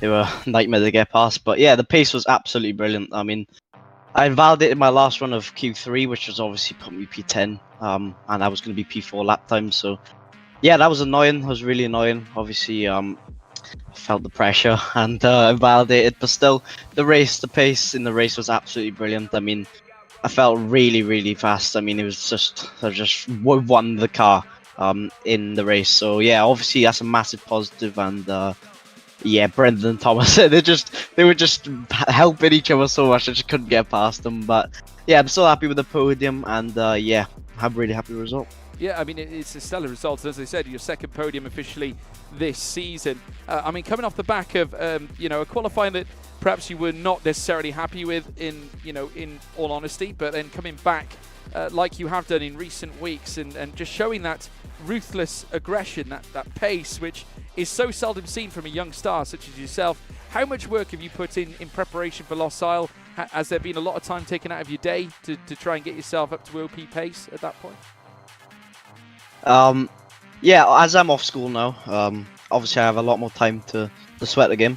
So obviously before the holidays I couldn't sweat as much, but now I can full on sweating, and yeah, I've been feeling really good at the moment, and yeah, I'm just gonna try and keep the momentum up. Any approaches from any other teams at all, or are you strongly held by Veloce at this point? Because I'd imagine there's quite a few people that have you on your shopping list, mate, or have them on their shopping list, I should say.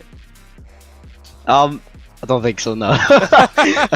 Just stay with Veloce. Yeah, well, at the moment. Someone give this man a contract. I think he deserves it. But nevertheless, a cracking performance, Otis. Oh, thank you. A stellar showing, and I look forward to seeing more of it, my friend. Yeah, thank you very much. I hope you all enjoyed it. Yeah, absolutely, my friend. That was Otis Lawrence, everybody, off the back of another stellar showing here in PSGL. He constantly delivers Chris Buxton, and I love this young man. A very charismatic enigma, I'm going to call him, and I think he has a bright future in this sport. 100% with you there, George. I don't have a Welsh affinity, and I'm absolutely with you 100%. Give this man a contract. He is proving his worth before he's even set foot in an F1 esports arena. When he does, oh my goodness me, I'm expecting a big bang. Yeah, so am I. And I can tell you from me, as representative of people of Wales, we of course look forward to that day as well. And credit as well to Alfa Romeo, has to be said as well, Chris. A very bold strategy call. We heard from the likes of Brendan Lee and Thomas Ronhar. They've been working hard behind the scenes, getting themselves up to pace. A lot of work put in at Lost Isle as well, but alluding to the fact that there is still more to find. Brendan Lee speaking very candidly at the fact that this is still the infancy stage and that there is still more to come. Again, another display of maturity. He admitting that the job is nowhere near done yet, with obviously still plenty of time left before we go racing in F1 esports. But great to hear that he still has taken auras of, should we say, positivity from a big result such as this. Yeah, I mean, you've got to think that yeah, he was the first F1 esports champion, did it twice in a row, and has been a bit off the back burner since then. And it's good to see that even he is saying he's rediscovering himself, rediscovering his form. And certainly for those that have been in the business a long time, obviously, as you alluded to earlier, George, I was commentating on Brendan on his ascendancy when he was proving himself at league level and back in the AOR days. I had the great pleasure and privilege of being able to watch battles between him and Danny Beresnay, Nico Longue, even back then, and he's never given up. It would have been very easy for when he lost the title and struggled a little bit at the likes of Ferrari in particular. You would have expected. Some people probably expected him to quit. He didn't. He knew he still had it in him, and he's rediscovering that form, which is great to see. Yeah, I think so too. And folks, I tell you what, if you're nowhere near bored of this, then there's plenty more to come. We've got a huge season ahead of you as well. So if you haven't done so already, please make sure you smash a like, and why not smash a subscribe as well to stay up to date with whenever we go live here at PSGL. We have tiers right through, plenty of racing on every night virtually here at PSGL, across the PlayStation, of course the console, and that of the PC platforms as well. It's the biggest year in PSGL history, with the most amount of tiers seldom seen in one standalone championship, which is absolutely fascinating. Don't forget as well to stay up to date on social media at Premier Sim GL on Twitter and Instagram. They also have a TikTok as well, where you can check out some of the clips too, and make sure you stay ingrained with that as well. Any news that also comes up on the steward standpoint, you get those updates as well via the social media, so make sure you stay tuned into that as well. If you enjoyed what you saw, if you want to check me out, my name is George Morgan. George Morgan TV is where you can find me on Twitter, Instagram, TikTok, Facebook, wherever you like, even Threads, even though I haven't really posted too much on there yet, but nevertheless, I'm there. Chris, do you want to highlight your socials as well, if you please? I'm not much of a socials man, but you'll find me at KingKodiak_UK on Twitter. If I have anything to say, it'll be there. Well, there you go, folks. You can find him on there. Today, it was the turn of Brendan Lee to roll back the years and nestle himself on top. The question is, can he come back again and do the same, or will Otis Lawrence or Thomas Ronhaus stop him? We'll find out next time, folks. Take it easy. We'll see you again soon. Goodbye.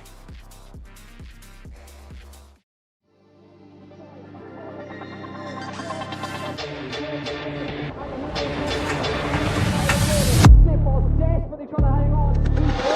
He's got the inside off. Here he's through on the left hand side.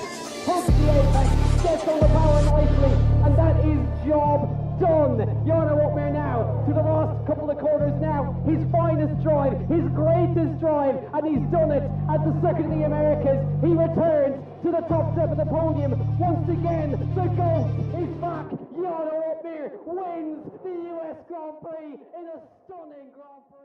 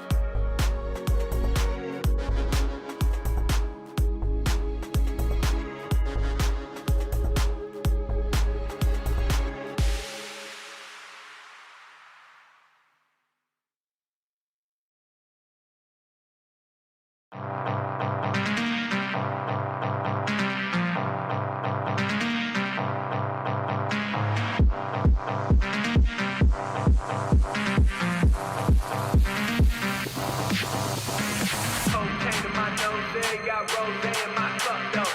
Started climbing my pole, she got me locked in on cup though. Cocaine in my nose, got rose in my cup though. Started climbing my pole, she got me locked in on cup though.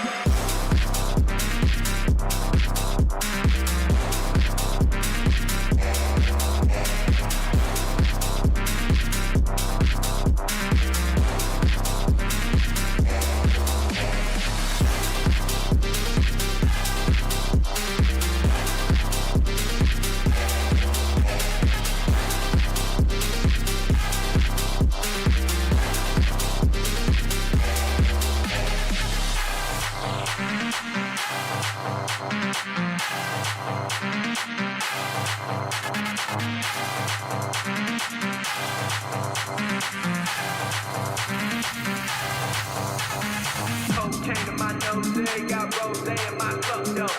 Started climbing my pole, she got me locked in on cup though. Cocaine in my nose, got rose in my cup though. Started climbing my pole, she got me locked in on cup though.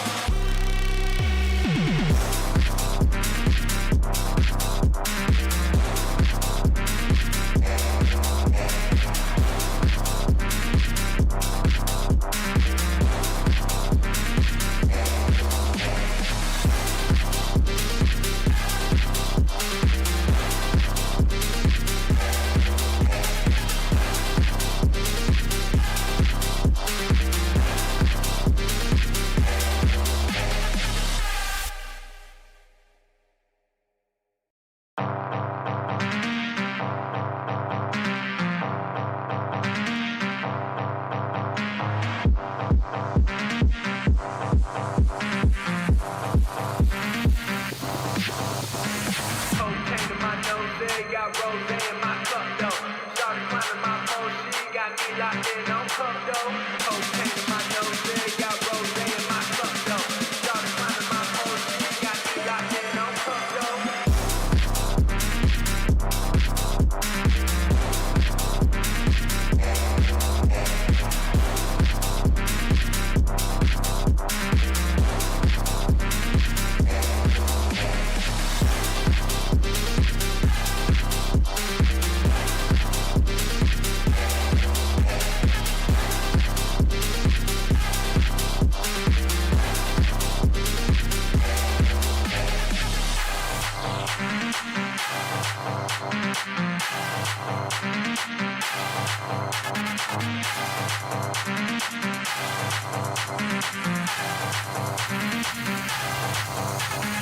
Cocaine in my nose, got rose in my cup though.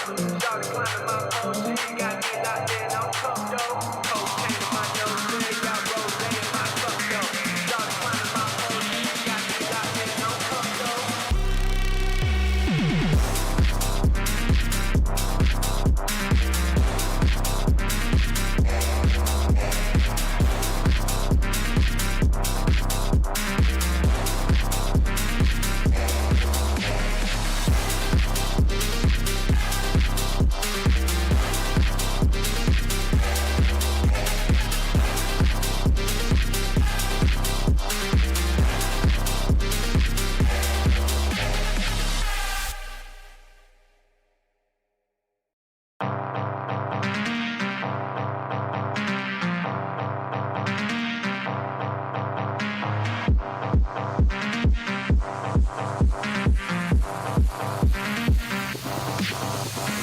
Cocaine in my nose, got rose in my cup though. Started climbing my pole, she got me locked in on cup though. Cocaine in my nose, got rose in my cup though. Started climbing my pole, she got me locked in on cup though.